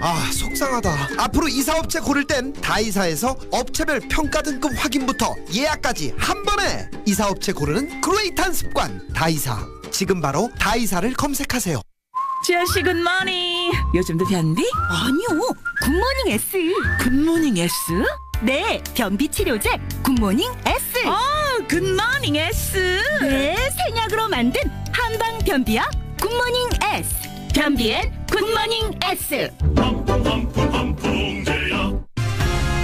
김정근, 이지혜의 비타민 뉴스. 구주제약에서 정말 탐나는 비타민을 만들었습니다. 우리 부부처럼 탐난다고 합니다. L시스테인과 비타민의 만남, L시비탐. 피로엔 L시비탐 파워, 피부엔 L시비탐 미. 탐나는 비타민 L시비탐. 잘 듣는 회사 구주제약. 부산 해운대 LCT 건설 현장에 구조물 추락 사고 4명이 사망을 했는데요. 지난 금요일에 벌어진 사고죠. 금요일에 벌어진 사고지만 우리가 꼭 한번 짚고 넘어가야 할 사건이어서 오늘 준비를 해봤습니다. 우리가 이 사고에 주목하는 이유는 작업자들의 안전을 위해 설치해 놓은 안전판이 추락했다는 사실. 그리고 건설업계에서는 이거 이럴 줄 알았다라는 반응이 나온다는 사실. 이 두 가지 때문입니다. 아니, 안전을 위해 설치한 안전판이 말하자면 추락판이 된 셈인데 이게 이럴 줄 알았다니 무슨 말일까요? 관련해서 입법을 준비하던 분이 있습니다. 국회 환경노동위원회 소속이세요. 민주당 한정혜 의원을 연결해서 좀 자세한 얘기 나눠보죠. 한정혜 의원님 안녕하세요. 네, 안녕하세요. 한정혜입니다. 안전하게 밟고 작업을 하라 해서 만들어 놓은 안전 발판이 이거 통째로 추락한 거잖아요. 네, 통째 추락한 거죠. 어떻게 이런 일이 벌어질 수가 있죠? 사실은 비슷한 사고들이 특히나 이제 고층 건물을 짓는 과정에서 많이 좀 있었습니다. 그 전에도. 이게 처음이 아니에요? 네, 작업 발판이라고 할 수 있는 것들이 추락한 사고들이 몇 건이 있었습니다. 기억을 조금 되살리기 위해서 말씀을 드려보면 2010년에 해운대 마린시티 내에 아이파크 건설 현장에서 72층 규모에서 추락 사고가 발생을 합니다. 72층이요? 네, 72층 건물이었는데 62층에서 64층 사이에 3층 단위로 설치했던 외벽 작업 발판. 이게 갑자기 떨어지면서 발판 위에서 작업 중이었던 외주업체 직원 3명이 한꺼번에 떨어져서 사실은 현장은 거의 전쟁통 같았다라고 하는 얘기를 들었습니다. 네, 그런데 이제 그때 내용을 저희가 살펴보면 원래 볼트를 6개를 이렇게 쪼아놔야 되는데 그러니까 그중에 연결하는 4개 정도를 그렇죠. 그중에 한 4개 정도를 풀어놓은 상태에서 몰라서 그걸 모르고 작업을 하다가 이렇게 추락사한 사건이 한 번 있었었고요. 왜 풀어놨답니까? 6개 중에 4개를? 공사 기간을 좀 단축하기 위해서 하는 거죠. 빨리를 빨리빨리 하게 하기 위해서. 6개를 조여놔야 되는데 2개만 해도 이거 그냥 멀쩡할 것 같으니까 2개만 조이고 넘어간 거예요? 그렇다고 볼 수 있죠. 그 비슷한 사고가 2013년 6월 달에 제2롯데월드 공사장에서도 있었습니다. 여기서도 이제 자동상승 거푸집이라고 하는 구조물이 43층에서 21층 바닥으로 떨어져서 1명이 사망하고 밑에 있었던 작업하시던 분 5명이 부상했는데 이것도 역시 고정 볼트 체결의 문제였었는데요. 이거는 당시 이제 콘크리트가 제대로 굳은 상태, 양생이 제대로 돼야 된다라고 얘기를 하는데 양생이 덜 된 상태에서 체결해서 쓰다가 이것이 그 통째로 또 바닥으로 떨어진 거죠. 저 기억납니다. 그 사고도 기억이 나는데. 그래서 이번 사고도 저희가 이렇게 보면 이거는 해운대 LCT 사고는 세이프티 워킹 케이지라 그래서 이거 자체가 안전작업틀이라 그래요. 말은 안전작업틀인데 가이드레일을 이렇게 체결한 뒤에 기계식 인양 장치로 한 층씩 상승시키면서 연속적으로 외벽을 시공을 하는 그런 가설공법이에요. 그러니까 말하자면 여러분 이렇게 그 벽에 베란다처럼 달려 있는 바구니 이거 생각하면 되는 거죠. 그렇죠. 그러니까 골조 공사를 하는 작업층 아래쪽에 2-3개 층 아래쪽에 설치를 해서 가이드레일을 이용해서 한 층씩 상승시키면서 외벽 마감을 동시에 이렇게 실시하는 시공하는 그런 내용이에요. 근데 이제 이 전제 조건은 뭐냐 하면 각 층에 설치되어 있는 고정 볼트가 확실하게 지지되어야 한다라고 하는 건데 현재까지 이번 사고 내용을 좀 종합해 보면 6개의 볼트 중에서 4개가 미체결되었거나 또는 체결 불량이었거나 또는 애초에 나아가서 외벽에 박혀 있었던 앵커가 부실해서 제대로 작동을 안 했을 가능성 이 제기되는 상황이고요. 이것은 지금까지 있었던 인상장치를 활용한 고층 건설 현장에서의 사고에서 많이 발생하고 있는 내용들이기도 합니다. 어떻게 보면 똑같아요. 구조가. 지금. 똑같습니다. 그러니까 자동 인상장치나 안전작업들을 활용한 작업은 기존의 건설 공사기간에 비해서 공사기간을 굉장히 많이 단축시킨 공법이에요. 굉장히 빨리 한꺼번에 적층 작업이 일어날 수 있기 때문에. 그럼에도 불구하고 더 단축하려고 하는 욕심이 어디서 나타나냐면 볼트를 제대로 흔히 말해서 쪼지 않는 데서 발생을 하는 거죠. 가만히 생각해 보시면 볼트를 6개를 제대로 박아놔야 하는데 그것을 6개가 아니라 한 3개 또는 4개 아니면 아예 2개 정도만 박아놓는다 생각하면은 뭐 상승시키는데 시간이 훨씬 더 줄어들 거 아니겠어요? 그래서 그런 사례들이 종종 있어 왔고 이번 사고 역시도 그것에서 자유롭지 못한 거 아닌가 이런 생각을 하고 있습니다. 들으면서 너무 기가 막히네요. 6개를 조여야 안전합니다라고 하니까 6개를 만들어 놓은 걸 텐데 그 모양으로 만들어 놓은 건 아니지 않습니까? 디자인 아니지 않습니까? 그렇습니다. 6개인데 6개 풀었다가 다시 한 칸 올려서 6개 조이고 이거 하면 너무 시간 걸릴 것 같으니까 2개씩만 대충 받고 왼쪽 오른쪽 하나씩 받고 작업을 했다. 그러다가 이게 흔들거려서 떨어진 거다 이 말씀이잖아요. 그렇죠. 그 2개가 완벽하게 그 하중을 못 견딜 가능성이 뭐 큰 거죠. 그 2개 중에 하나라도 만약에 부실했다라고 하면 아닌 게 아니라 하나가 완전히 그 하중을 받아야 되는 상황이고 이거는 굉장히 위험한 상태에서 작업을 하는 방식이 벌어지는 거죠. 저는 근데 이 얘기를 들으면서 지금 사례들을 들으면서 다 국내 최고의 건설사들 아닙니까? 그런 곳에서 하는 건설 현장에서 이런 일이 발생했다면 더 중소기업, 더 영세한 업체들에선 도대체 어떻게 작업을 했을까 싶어요. 그렇죠. 대형 건설사가 시공을 맡고 있는 현장이 이 정도인데 소규모 영세 사업장은 뭐 이로 말할 것도 없겠죠. 이게 뭐 정부 통계를 보면 그게 잘 나타나는데요. 실제로 사망 산재 사고의 72% 정도가 50인 미만 소규모 사업장에서 발생하고 있고 이건 뭐 건설뿐 아니라 제조 등 산업 전반의 문제이기도 합니다. 그러게요. 이런 사고가 벌어지면 그러면은 처벌은 어떻게 됩니까? 처벌이 사고가 처음에 나서 언론에 좀 집중적으로 뭐 포화도 맞기도 하고 관심을 받기도 하고 할 때는 고개를 이렇게 숙입니다. 그 원청이라고 할 수 있는 사업주라든지 이런 분이 고개를 숙입니다만 법적으로 나중에 들어가서 보면 실제로는 원청이 책임지는 경우는 거의 없습니다. 지금 이 구조가 이번 것도 역시 원청, 하청의 재하청 뭐 이런 식으로 되는 건설업계 전형적인 하청 구조가 깔려 있었던 건가요? 하청 구조가 깔려 있고요. 그리고 이제 문제는 원래 안전조치의 총괄적인 책임은 원청에서 져야 하는 것이 맞죠. 그럼에도 불구하고 그것이 잘 안 되는데 뭐 우리가 기억을 또 한 번 되살려보면 아주 오래전이죠. 94년에 성수대교 붕괴 사고.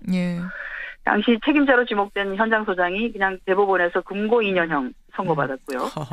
뭐 20년이 지난 지금 금고형은커녕 벌금 몇백만 원에 그치는 경우가 대부분입니다. 이런 사건이 벌어져도 벌금 몇백만 원이에요? 원청은? 그렇습니다. 벌금을 받거나 아니면 아예 지난 5년 동안 50대 기업에서 발생한 중대재해, 사망산재 사고의 처벌 결과를 이렇게 조사해 봤더니 대부분이 300만 원에서 400만 원 정도의 벌금형에 그쳤고요.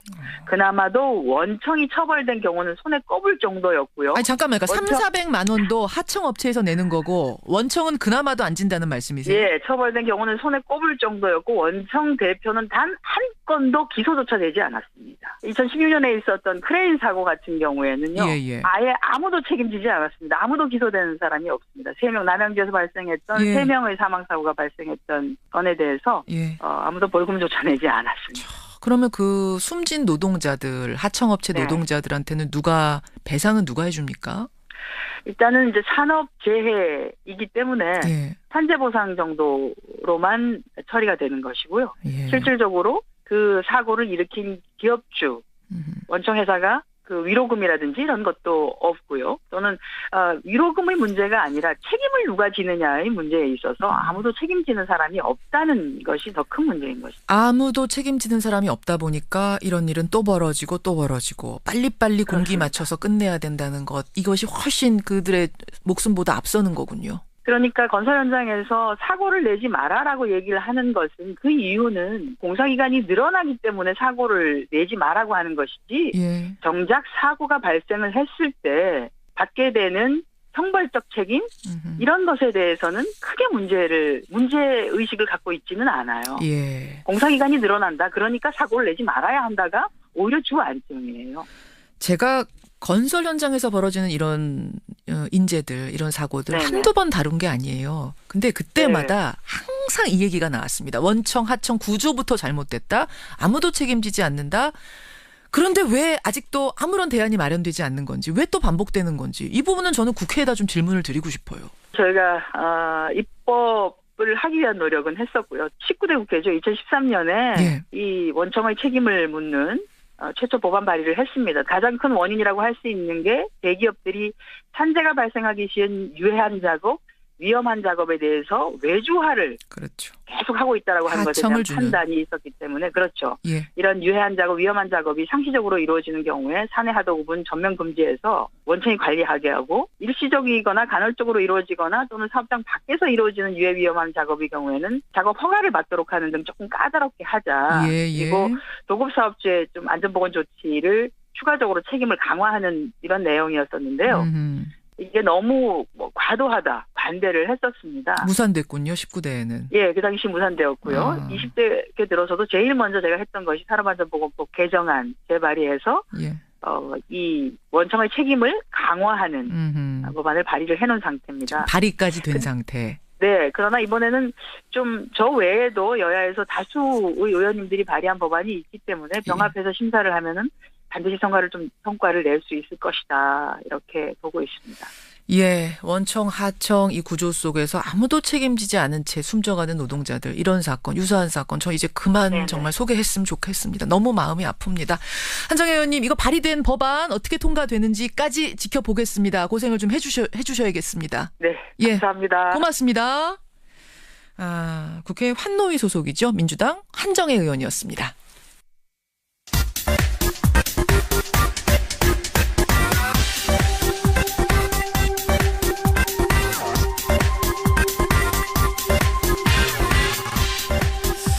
최신 여론조사 결과를 알아보는 시간입니다. 이택수의 여론. 오늘도 리얼미터 이택수 대표 나오셨습니다. 어서 오십시오. 네, 안녕하세요. 봄이 오긴 왔네요, 이 대표님. 네. 들어오자마자 옷부터 벗으세요. 네. 덥네요, 이제. 겉옷을 네. 항상 입고 하시다가 네. 가셨는데 10분이니까 네. 옷부터. 어제는 땀나더라고요, 실내에서는 정말. 네. 겨울옷 입고. 그렇습니다. 사계절 중에 제일 좋아하는 계절은? 겨울입니다. 좋아요. 겨울에 태어나기도 했고 몸에 열이 워낙 많아가지고요. 여름은 무섭습니다. 저랑 반대시네요. 네. 저는 몸에 열이 없어서 여름 네. 바다를 좋아해서 저는 여름이 좋던데. 아직까지는 내복을 잘 입지 않습니다. 그나저나 이렇게 따뜻해도 동계 패럴림픽 장애인 올림픽 하는데 지장 네. 없을까요?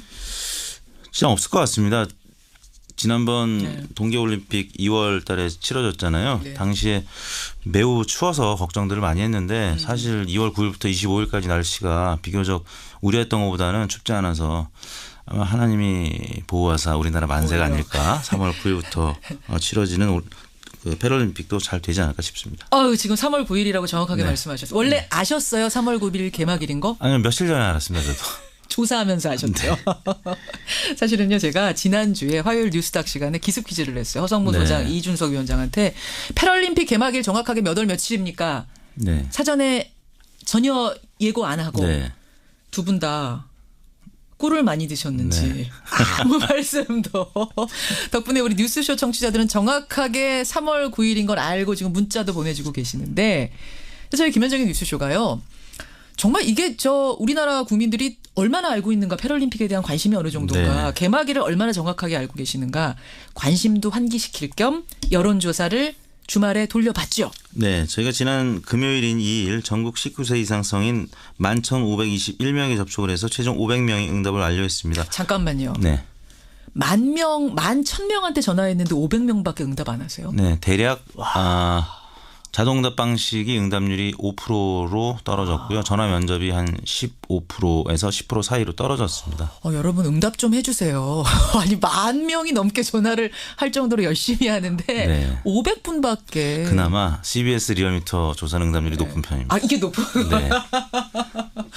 우리 청취자들 번호 좀 알려드리면 안 돼요? 안 돼요. 그건 안 돼요. 랜덤 샘플링이기 때문에. 랜덤이기 때문에. 자, 500명이 어떻게 답했습니까? 저희가 무선 전화 면접 및 유무선 자동응답 혼용 방식이었고요. 표본 오차는 95% 신뢰 수준에서 플러스 마이너스 4.4%포인트였습니다. 예. 질문은 다음과 같았는데요. 최근 끝난 평창 동계올림픽 대회 다음으로 동계 패럴림픽 대회가 잇따라 열리게 되는데요. 선생님께서는 평창 동계 패럴림픽 대회 개회식이 언제 열리는지 아십니까? 개회식이 언제 열리는지 아십니까? 아십니까? 모르십니까?로 물어보셨어요? 아닙니다.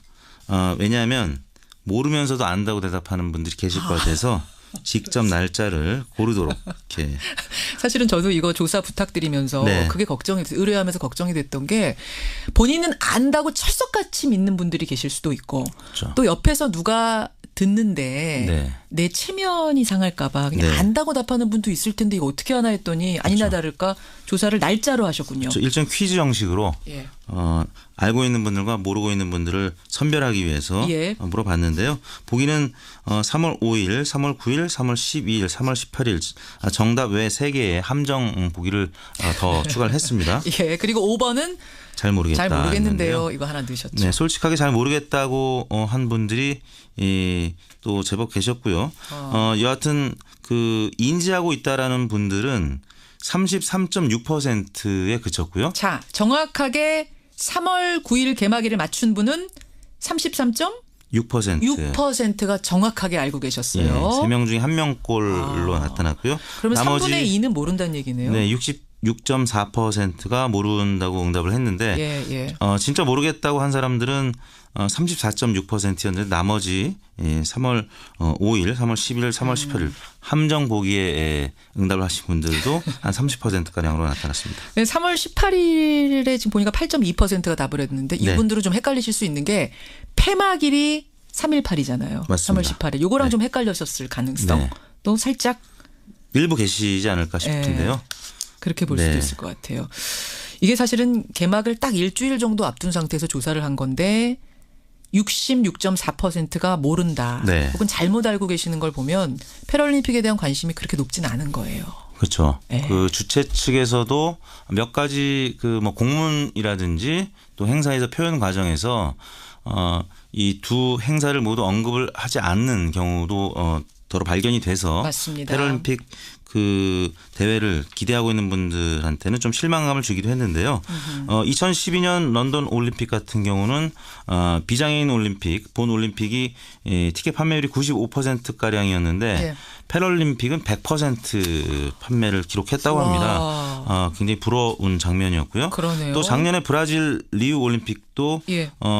본 올림픽이 90%가량의 티켓 판매율이었는데 예. 패럴림픽이 그보다는 살짝 못 미쳤지만 86%가 판매가 됐다고 합니다. 그래요. 네, 우리나라도 이번 패럴림픽 티켓 판매율이 런던만큼 100% 판매율이 기록이 되면 좋을 것 같습니다. 일주일 남았습니다. 저도 기대해 보고요.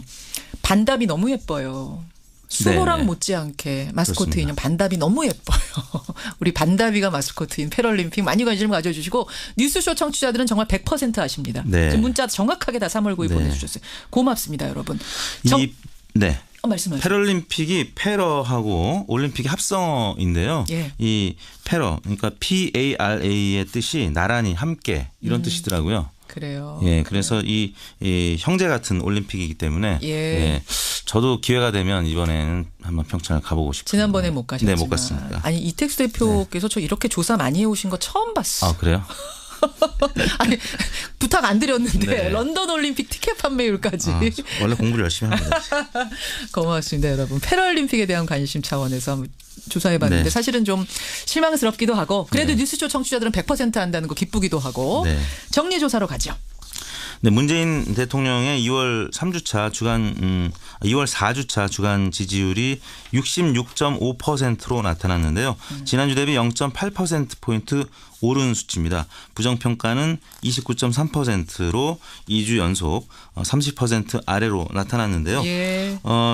주초 또 주중반, 주후반이 좀 양상이 달랐습니다. 예. 주초에는 올림픽 성공 개최에 대한 긍정적 평가가 이어지면서 올림픽 효과. 초강세를 나타냈는데요. 26일 날은 68.2%, 27일도 68.1%로 70%에 근접한 수치를 기록했다가 예. 박근혜 전 대통령이 30년 구형을 받은 다음 날 28일이죠. 수요일 62.7%를 기록해서 제가 지금 요거를 주목했어요. 네. 그 일간 수치가 다 나오는데 수요일 그러니까 박근혜 전 대통령 30년 구형이 나온 다음 날 62.7까지 전날 68%까지 갔던 게 62.7이면 상당히 떨어진 거잖아요. 그렇습니다. 5.4%포인트. 결국 이건 무슨 의미입니까? 그날 하루의 그 폭락은. 특히 보수층하고 TK에서 지지층이 많이 이탈한 거 봐서는 박근혜 전 대통령에 대한 동정심을 갖고 있는 영남 또 보수층 유권자들이 좀 실망한. 근데 이 검찰 고용은 문재인 대통령과는 무관한 일인데도 불구하고 정치적으로는 그렇게 해석을 난 것 같고요. 그러면 콘크리트 지지율이라고 하는 그 콘크리트층 아니더라도 동정심을 갖고 있던 층들이 평소에는 뭐 별 반응이 없다가 이날은 열심히 답했다 이렇게 볼 수 있는 거예요.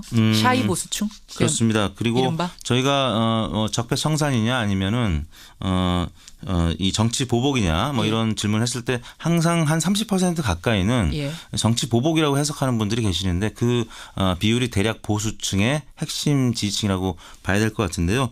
아무튼 TK 보수층에서 이탈하면서 수요일 날은 62.7%까지 빠졌는데 3.1절 날 문재인 대통령이 독도 위안부 문제에 대해서 대일 강경 메시지를 발표를 했고요. 3.1절 기념사. 또 대북 특사와 관련해서 한미 정상 통화가 3월 1일 저녁 때 있었습니다. 있었죠. 그 다음 날인 2일 날 64.9%까지 다시 회복하면서 주간 지지율은 0.8%포인트 상승한 66.5%. 그러니까 박근혜 전 대통령 구역만 아니었다면 올림픽 특수효과를 좀 더 누릴 수 있었던 상황이었는데 정치적인 그 여야 갈등 사안이 있었기 때문에 지지율이 상승폭이 크지는 않았습니다. 62.7부터 68.2까지 왔다 갔다 한 끝에 평균으로는 66.5가 됐다. 대통령 지지도. 알겠습니다. 정당 지지도 가볼까요? 민주당 지지율도 동반 상승을 해서요. 0.7%포인트 오른 50%를 기록했습니다. 딱 50.0이에요? 네. 7주 만에 50% 선을 회복을 했습니다. 한국당도 0.4%포인트 오른 19.7%를 기록했는데 한국당 같은 경우는 주 후반에는 좀 약세를 보였지만 주 초중반에 박근혜 전 대통령 구형 소식 그리고 그 김영철 박람과 관련해서 여러 가지 논란들이 여의도 정치권에 있었죠. 보수층이 결집하면서 좀 올랐는데 주 후반에는 아시다시피 이 당 소속 의원의 겐세이 발언 파문 여파가 있었고요. 또 그 문재인 대통령의 3.1절 기념사로 인해서 민주당 지지율이 오르기 때문에 한국당 지지율이 좀 빠지는 양상을 나타냈는데 주간 집계는 0.4%포인트 오른 19.7%로 20%에 근접했습니다. 바른미래당은 0.3%포인트 빠진 6.8%를 기록했는데요. 2주 연속 그 하락한 수치를 나타냈는데 바른 정당이 국민의당과 합당하기 전에 마지막 저희 CBS와 리얼미터 주간 집계가 5.7%였거든요. 5.7. 그럼 지금 합당해가지고 6.8이면 겨우 1.1%포인트 그렇습니다. 득본 거예요. 바른 정당 지지율과 거의 비슷한 수준으로 지금 회귀를 하고 있는데요. 바른미래당은 상당히 지금 이게 속이 탈 것 같은데 이거 어떻게 분석하세요? 첫 번째는 그 네이밍 효과를 보지 못하고 있다. 왜냐하면 바른미래당 하면 바른정당을 먼저 떠올리게 되고요. 국민의당을 떠올리기 어려운 당명이라고 할 수 있겠습니다. 그럼 바른정당 지지하던 분들이 그대로 지지하고 그때 바른정당에 대해서 비우호적이던 분들이 사실 들어와야 되는 건데 그 이미지가 너무 강하다 보니까 그분들이 유입이 잘 안 된다. 그렇습니다. 국민의당 지지층이 많이 이탈한 것 같은데요. 특히 호남에서 이번 주에 바른미래당이 4%에 그쳤습니다. 민주평화당이 9.1%, 민주당이 64.6%. 호남에서 지금 바른미래당 지지율이 거의 나오지 않고 있는데요. 바른미래당 자체로는 전국 8개 권역 중 최저치이거든요. 그러니까 호남에 기반을 두고 있던 국민의당 지지층이 상당 부분 이탈했다고 봐야 되는데 바른국민당이 아니라 바른미래당이란 말이에요. 그러니까 미래당이 2002년도에 박근혜 전 대통령이 만들었던 한국미래연합을 떠올리기도 하고요. 그 효과도 또 있군요. 또 2010년에 이규택 전 의원이 만들었던 미래연합. 미래연합 있죠. 결국 친박 정당이었거든요. 그렇죠. 그러니까 미래라는 단어가 좋은 단어임에도 불구하고 많은 국민들이 박근혜 전 대통령을 연상하는 혹은 친박 정당을 연상하는 그런 효과가 남아있는 것 같습니다. 개인적으로는 잘못 지었다고 보시는 거군요. 네임. 조금 아쉽죠. 왜냐하면 그냥 미래당이라고 원래 이제 가려고 했었을 때도 좀 그런 의미가 있지 않았나 싶었는데 일단 바른 미래당이 되면서 조금 희석이 되나 싶었는데 결국 바른 정당으로 좀 지지율이 회귀하고 있는 모습을 보이는 것 같아서. 바른 미래당 분들 어떡합니까? 그렇다고 해서 또 이름 바꿀 수도 없는 노릇이고 하여튼 여러 가지 또 다른 정치적인 변수가 있었겠지만 일단은 네이밍 효과도 좀 있었다고 보는. 결국 그것을 희석시킬 만큼 다른 것으로 노력하는 수밖에 지금 네. 없는. 그리고 안철수 전 대표가 지금 다른 그 감투를 이제 쓰는 것으로 뭐 얘기가 나오고 있습니다만. 서울시장 얘기 나오죠. 네. 또 선대본부장이라든지 혹은 나오고. 서울시장. 근데 네. 지금 당대표를 안철수 전 대표가 안 맡고 있잖아요. 예, 예. 그러니까 지금 투톱 중에서 유승민 대표 또 박주선 대표. 그러니까 안철수 전 대표를 지지한 지지층도 지금 여기에 다 포함을 못 시키고 있다 이렇게 봐야 될 것 같습니다. 그렇게 보시는 거. 정의당 4.5, 민주평화당 3.0, 민주평화당은 지난주와 변화가 없습니다. 여기까지. 네. 이번 조사는 월요일인 26일부터 금요일인 3월 2일까지 3월 1일을 제외한 나흘 동안 전국 19세 이상 유권자 38,619명에게 통화를 시도해서 최종 2,003명이 응답을 완료했습니다. 예. 5.2% 응답률 조사 방법은 같았고요. 표본 오차는 95% 신뢰 수준에서 플러스 마이너스 2.2%포인트였습니다. 예, 청취자 한지호님 사무실 전화로 리얼미터의 ARS 여론조사 결과 전화가 왔는데 이택수 대표 목소리로 녹음이 돼 있더군요. 맞습니까? 과거에 그랬고요. 가끔 제 목소리로 할 때도 있었죠. 그러면서 바빠서 그러신 거예요, 다른 분들이? 요즘에는 그냥 일반 면접원들 목소리로 녹음을 하고 있습니다. 굉장히 반가웠다는 한지호님 의견. 목소리 계속 하세요, 대표님. 네. 여기까지 수고하셨습니다. 네, 감사합니다.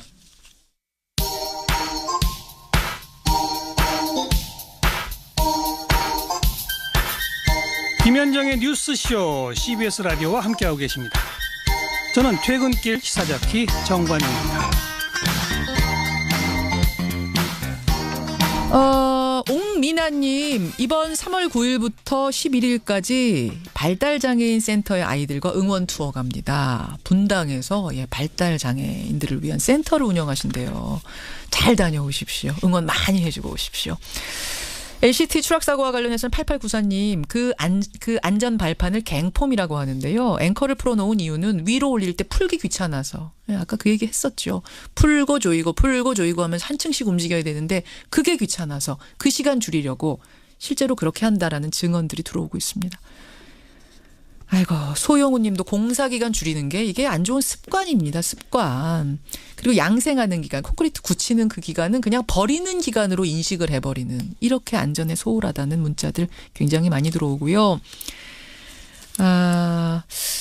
그 대북 특사 관련해서는 7997님 비핵화를 완전히 선언해야 대화로 갈 수 있는 거 아니냐. 먼저 서두를 필요 없다. 뭐 이런 의견에 대해서는 하늘을 봐야 별을 따는 거 아닙니까? 라는 문자 꽤 많이 들어오네요. 특사도 보내고 만나보고 그래야 비핵화도 가는 것 아니냐. 30835님도 남북대화에 있어서 단 한 번의 가시적 성과를 기대하는 건 무리입니다. 회방 좀 그만 놓았으면 좋겠다. 이런 문자. 변상욱 대기자 어서 오십시오. 네. 변상욱 대기자. 패럴림픽에 대한 문자들도 왔네요. 네, 많이 왔어요. 많이 왔어요. 제가 가끔 후배들한테 그런 얘기 합니다. 뭐라고요? 삶에 의욕이 없고 인생에 답이 안 보이면 장애인 올림픽에 가보면 안다.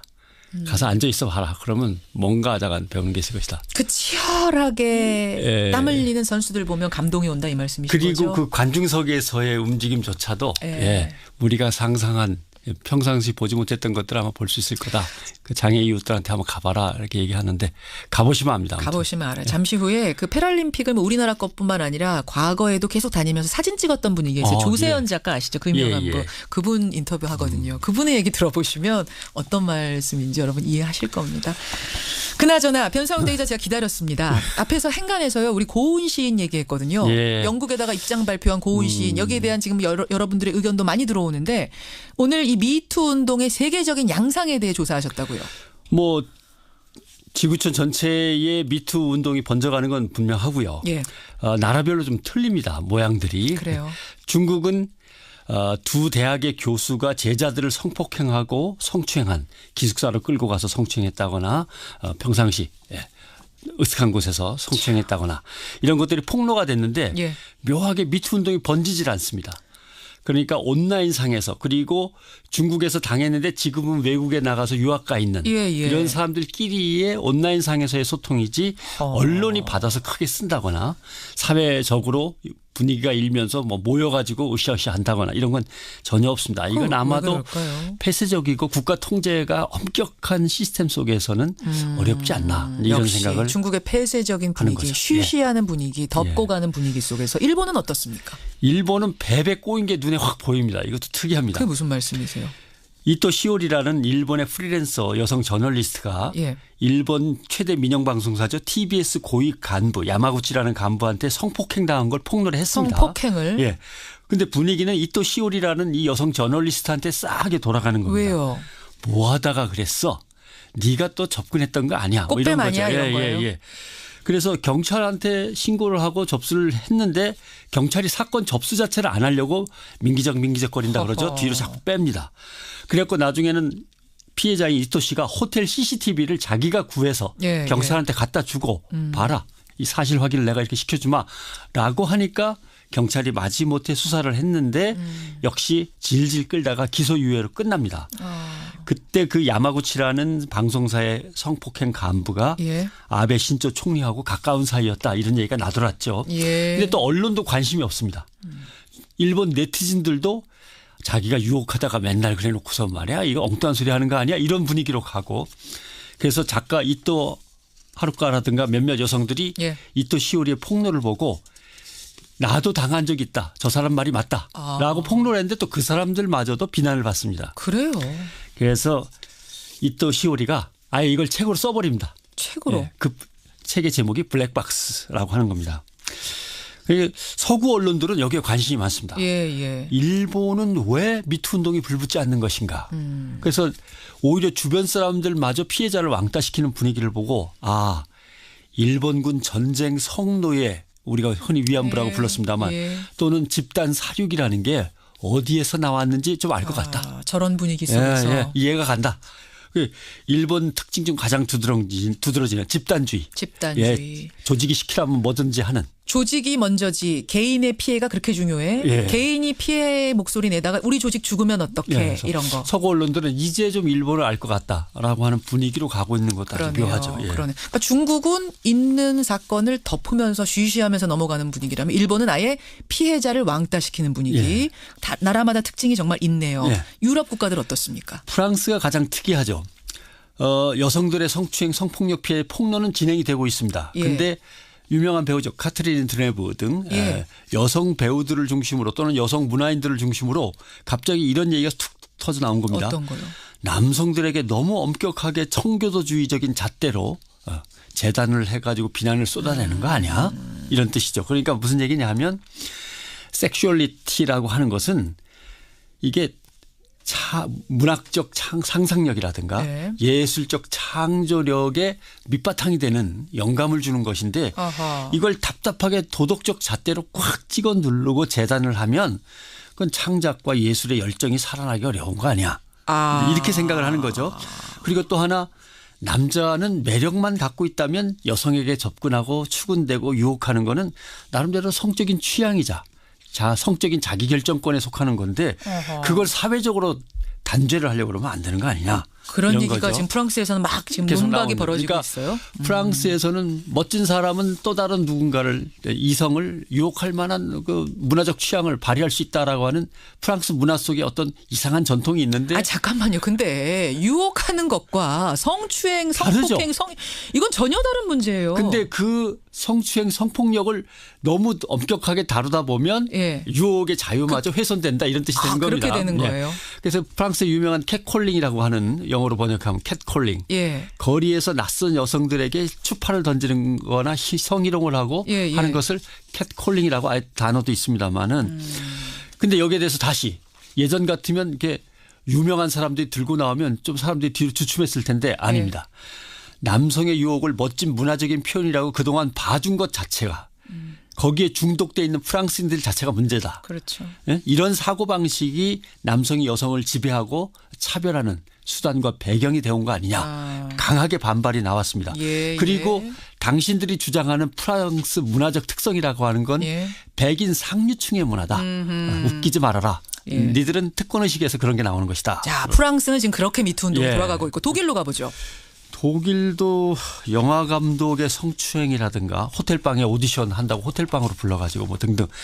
그런데 독일도 번지질 않습니다. 그래요? 왜 독일이 왜요? 독일 특유의 뭔가 너무 진지하고 심각하고 신중함 때문인지 사회적인 연대로 확 불붙지 않는 묘한. 침묵의 카르텔 같은 게 있는 거예요. 그런 게 또.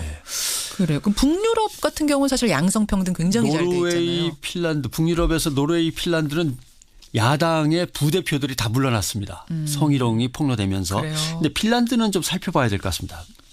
핀란드는요. 특이하게도 공공 민간 부문 종사자 2,400명에 대해서 성추행 당한 적이 있냐고 전수조사를 벌였습니다. 거의 전수조사입니다. 이 정도면 2,400명을 조사했으니까 38%가 성추행 경험 있다. 성희롱 당한 경험 있다. 이렇게 얘기했고요. 국방부도 설문조사에 나섰습니다. 군인들 상대로.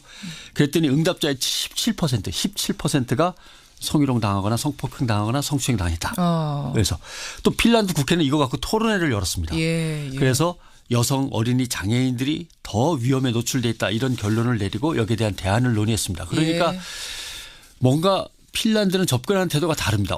우리 조직에도 문제가 있는 거냐? 전부 다 조사해봐. 설문조사 버려. 도려낼 수 있는 건 다 도려내고 다 드러내고 뿌리 뽑고 가자. 군부대에서조차 설문조사를 벌인다는 건 참 저도 생각 못한 부분인데 대단하다 알았는데 그러네요. 우리랑은 좀 차이가 나죠. 우리는 뭐 여당 국회의원이 남자는 씨를 많이 뿌리는 뭐 생물학적 특성을 갖고 있다는 등 그다음에 뭐 많은 정치인들이 과거에 참 추했던 일들이 폭로되는데 아무 일도 없이 그냥 지나간다든가 또는 미투가 보수 야당을 옥죄고 있다 공격한다 또는 집권 여당을 겨냥하는데 악용될 거다 이런 정치 공학적인 논의들을 벌이는데 핀란드 같은 경우는 오히려 우리 사회 우리 조직 전반에 이런 게 적폐로 남아있다면 얼마나 되는 것이냐 전수조사 해보고 여기에 대한 대책을 국회 차원에서 여야 가릴 것 없이 솔직하게 논의하고 이런 태도는 본받아야 될 것 같습니다. 그러네요. 청취자 남성남님 프랑스에다가 한마디 하셨어요.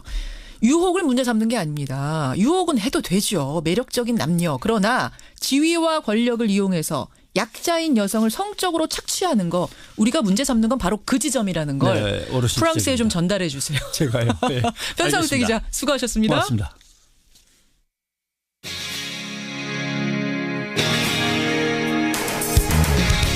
여러분께서는 지금 CBS 라디오 김현정의 뉴스쇼를 함께하고 계십니다. 평창 동계올림픽 끝나고 허전한 분들 많으실 텐데요. 이 열기 그대로 패럴림픽까지 여러분 이어가시면 되겠습니다. 평창 동계 패럴림픽이 이번 주 금요일 그러니까 3월 9일 개회식을 시작으로 18일까지 열립니다. 그런데 여러분 올림픽 공식 의류, 공식 음료, 공식 자동차 이런 거 다 있는 거 우리가 잘 알고 있지만 공식 사진 작가도 있는 거 아세요? 이번 평창 패럴림픽에는 공식 사진가가 있습니다. 바로 조세현 작가. 이분이 패럴림픽 홍보대사도 동시에 맡고 있으시다는데요. 조세현 작가와 함께 패럴림픽 예고편을 귀로 한번 들어보죠. 오늘 화제 인터뷰 패럴림픽 공식 사진가 조세현 작가 연결이 되어 있습니다. 조 선생님 안녕하세요. 네, 안녕하세요. 아니 네. 패럴림픽 공식 사진가. 저는 사실은 이런 게 있는지 잘 몰랐는데 알고 보니까 한참 전부터 참여를 하셨네요. 네. 벌써 한 10년 됐죠. 그 베이징 때부터 지금 평창까지 6번째 계속 참여하고 있습니다. 그러니까 패럴림픽 때마다 가서 그 사진을 찍고 화보로 남기신 거예요? 네. 그중에서도 런던, 그러니까 2012년 런던 하계 때랑 이번 평창 때는 아예 공식 사진가로. 네. 아니 어떻게 처음에 그렇게 패럴림픽에 관심을 갖게 되셨어요? 한 2006년, 그때 대한장애인 체육회가 생기면서 좀 패럴림픽을 위해서도 좀 일해달라고 제 사진을 가지고. 그래서 제가 처음에 그 베이징 패럴림픽에 초대가 되었어요. 저도 그때도 한 번만 하고 사실 말려고 했는데, 정말로 그 장애를 가진 선수들의 그런 역동적인 모습이 사실 사진가 입장에서 특히 인물 사진 찍는 제 입장에서는 너무 드라마틱하고 정말로 놓치고 싶지 않는 그런 모델들이더라고요. 그래서 제가 오히려 좀 졸라가지고 현재까지 계속 좀 참여하고 있습니다. 아니 저는 지금 이제 들으면 사실은 좀 편견 같은 게 있잖아요. 장애인 선수들 장애인 경기면 뭔가 덜 역동적이고 조금은 재미없지 않을까? 그냥 뭔가 제약이 있으니까 이런 생각하게 되는데 그게 아닙니까? 반대로 생각하시면 돼요. 반대예요? 더 역동적이에요? 보조 기구를 쓰잖아요. 그렇죠. 그러다 보면 더 빠르거든요, 스피드가. 그리고 또 좀 더 화려하고 또 그 장비들 때문에 뭐 보는 순간 그냥 감동적이죠. 그 자체가 감동. 아니 6개 종목이라고 하셨어요 이번에? 바이애슬론, 크로스컨트리, 알파인 스키, 스노보드, 컬링, 아이스하키 이렇게 될 거군요. 예, 맞습니다. 이번 동계 올림픽 비장애인들 올림픽에서는 컬링이 엄청난 화제였잖아요, 선생님. 영미. 영미. 장애인 컬링은 어떻게 합니까? 장애인 컬링은 5명이 남녀 혼성이 의무적이고, 이제 그 다음에 우리가 왜 앞에 요새 뭐 청소 뭐 도구로 되게 유행하지만은 그 스위핑하는 게 있잖아요. 그 스톤, 그 돌이 올 때 앞에서 막 닦아내는 거. 열심히 닦는 거 쓱싹쓱싹. 그거는 지금 그 휠체어 컬링에서는 없습니다. 휠체어 컬링에서 없어요. 그런 게 이제 몇 개는 조금 다른데 좀 특이한 거는 휠체어를 타고 하다 보니까 그 스톤을 밀 때 그 반작용이 생기잖아요. 그렇죠. 그래서 이제 그런 것 때문에 이 우리 팀들이 힘을 모아가 뒤에서 휠체어가 흔들리지 않도록 잡아줘야 돼요. 단체적으로 서로 협력하는 그런 모습이 되게 조금 감동적이고 조금 더 재밌다 그러나요? 앞에서 쓱싹쓱싹 그 길을 닦아주는 건 없지만 뒤에서 휠체어를 힘 모아서 밀어줘야 되는 이런 단체 경기. 재밌네요. 그러니까 이게 달라요. 조금씩 다르면서 거기에서 오는 묘미들이 색다른 묘미들이 있다는 말씀이에요. 그나저나 이번에 이 평창 그러니까 비장애인들 동계올림픽도 선생님 사진 찍으신 거죠? 어떠셨어요? 아마 역사상 가장 추웠던 올림픽 같아요. 아니 다른 나라에서 하는 동계올림픽도 가보셨는데 그거보다 훨씬 추워요? 아니 제가 그날 개막식하고 그 다음날 스키장을 촬영을 갔는데 체감온도가 26도더라고요, 영하. 그렇게 추웠어요? 그 저희들도 고생했지만은 선수들도 굉장히 좀 고생했고 좀 그런 게 기억에 남고. 제가 이번에 또 그 비장애인 올림픽에서 가장 재밌게 좀 본 거는 그 슬라이딩 게임들이었어요. 봅슬레이, 뭐 스켈레톤 이런. 뭐 로지도 그렇고. 그 스피드를 뭐 찍으려고 카메라를 셔터 누르면 이미 없는 거예요. 그래서 이번에 좀 느꼈던 게 이게 시간의 싸움이구나. 0.01초에 희비가 엇갈리고 운명이 갈리는구나. 그러면서 좀 조심스럽게 저도 앞으로 약속 시간 이런 거 좀 늦으면 안 되겠다. 시간이 이렇게 소중하구나. 아니 정말로 이런 걸 좀 느꼈어요. 이번에. 그 사진을 찍으면서 약속 시간의 중요성에 대해 느낀. 0.01초에 목숨을 거니까 그렇더라고요. 그리고 저 스켈레톤에서 수상한 윤성빈 선수 컷은 찍긴 찍으셨어요? 다행입니다. 나중에 하버집을 통해서 뭐 가능하면 제가 발표하겠습니다. 그래, 알겠습니다. 조세연 작가 이번 패럴림픽의 홍보 대사 겸 공식 사진가로 이제 활동을 하시는 분입니다. 좀 만나고 있습니다. 이번에는 어떤 사진전을 기획하세요? 미리 그러니까 패럴림픽 들어가기 전에 좀 구상하고 계시는 게 있을 거 아니에요? 저는 좀 더 한국적인 걸 담아보려고 지금 생각 중에 있습니다. 아직까지도. 그리고 이 올림픽이라는 역사적인 순간을 가지고도 좀 더 우리를 보여줄 수 있는 거 이런 걸 좀 생각하고 지금 준비하고 있습니다. 지난 비장애인 평창 올림픽 때는 어떤 식으로 담아내셨어요? 그런 정신을? 뭐 예를 들어서 요번에 뭐 자원봉사자 그 화려한 스포츠 이면에 있는 사람들에 더 제 카메라가 이게 자꾸 가더라고요. 그래요? 저는 오히려 경기 장면보다는 인간들의 어떤 순수한 면들이 되게 요번에 좀 발견된 게 좀 좋았던 것 같습니다. 나중에 사진전 하시는 것도 제가 기대하고 있겠고요. 감사합니다. 이 질문은 아마 우리 작가가 굉장히 궁금해서 넣은 모양인데 이게 우리 조 선생님이 답변하실 수 있는 건지 없는지 모르겠습니다만 이번에 마스코트 수호랑 인기가 대단했잖아요. 대단했죠. 그런데 이제 패럴림픽의 마스코트는 반다비입니다. 반다비가 과연 수호랑의 인기를 이어갈 수 있겠는가 이런 질문을 써놨네요. 그렇죠. 뭐 디자인적인 문제라기보다는 국민들의 호응이 아닐까 생각이 드는데 개인적으로 조금 그 수호 반다비 제가 좀 인물 사진가로서 분석하면요. 수호랑은 코가 이번에 너무 잘생겼어요. 약간 돼지코 비슷하게 그게 잘생긴 거예요? 그러니까 호랑이의 코를 그렇게 귀엽고 예쁘게 표현한 건 되게 이번에 좀 좋았던 것 같아요. 귀염성 있게 표현해 놓은 거. 굉장히 포인트. 귀엽게 호랑이의 코가 너무너무 그리고 거기에 반해서 이번에 반다비는 그 포인트가 눈인 것 같아요. 눈. 기억나서 약간 살짝 옆으로 곁눈질 하고 있는 그게 아마 굉장히 좀 귀엽고 한편 또 재밌지 않을까 저는 반다비의 눈, 수호랑의 코.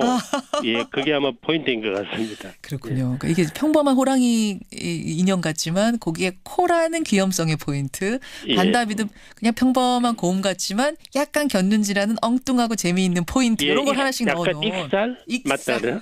예.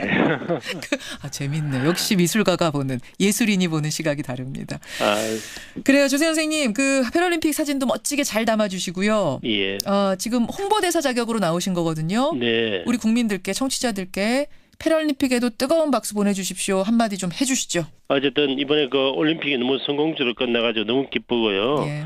패럴림픽도 올림픽 못지않게 좀 많은 성원 좀 부탁드리겠습니다. 그리고 뭘 도와준다는 의미보다 스포츠 그 자체로 즐겼으면 좋겠어요. 굉장히 재미있거든요. 좀 많이 참여하셔서 많이 즐겨주시면 고맙겠습니다. 이번에는 좀 덜 추울 거예요, 선생님. 예, 그럴듯합니다. 편안하게 활동 잘하고 좋은 장면 많이 찍어주십시오. 네, 감사합니다. 고맙습니다. 네.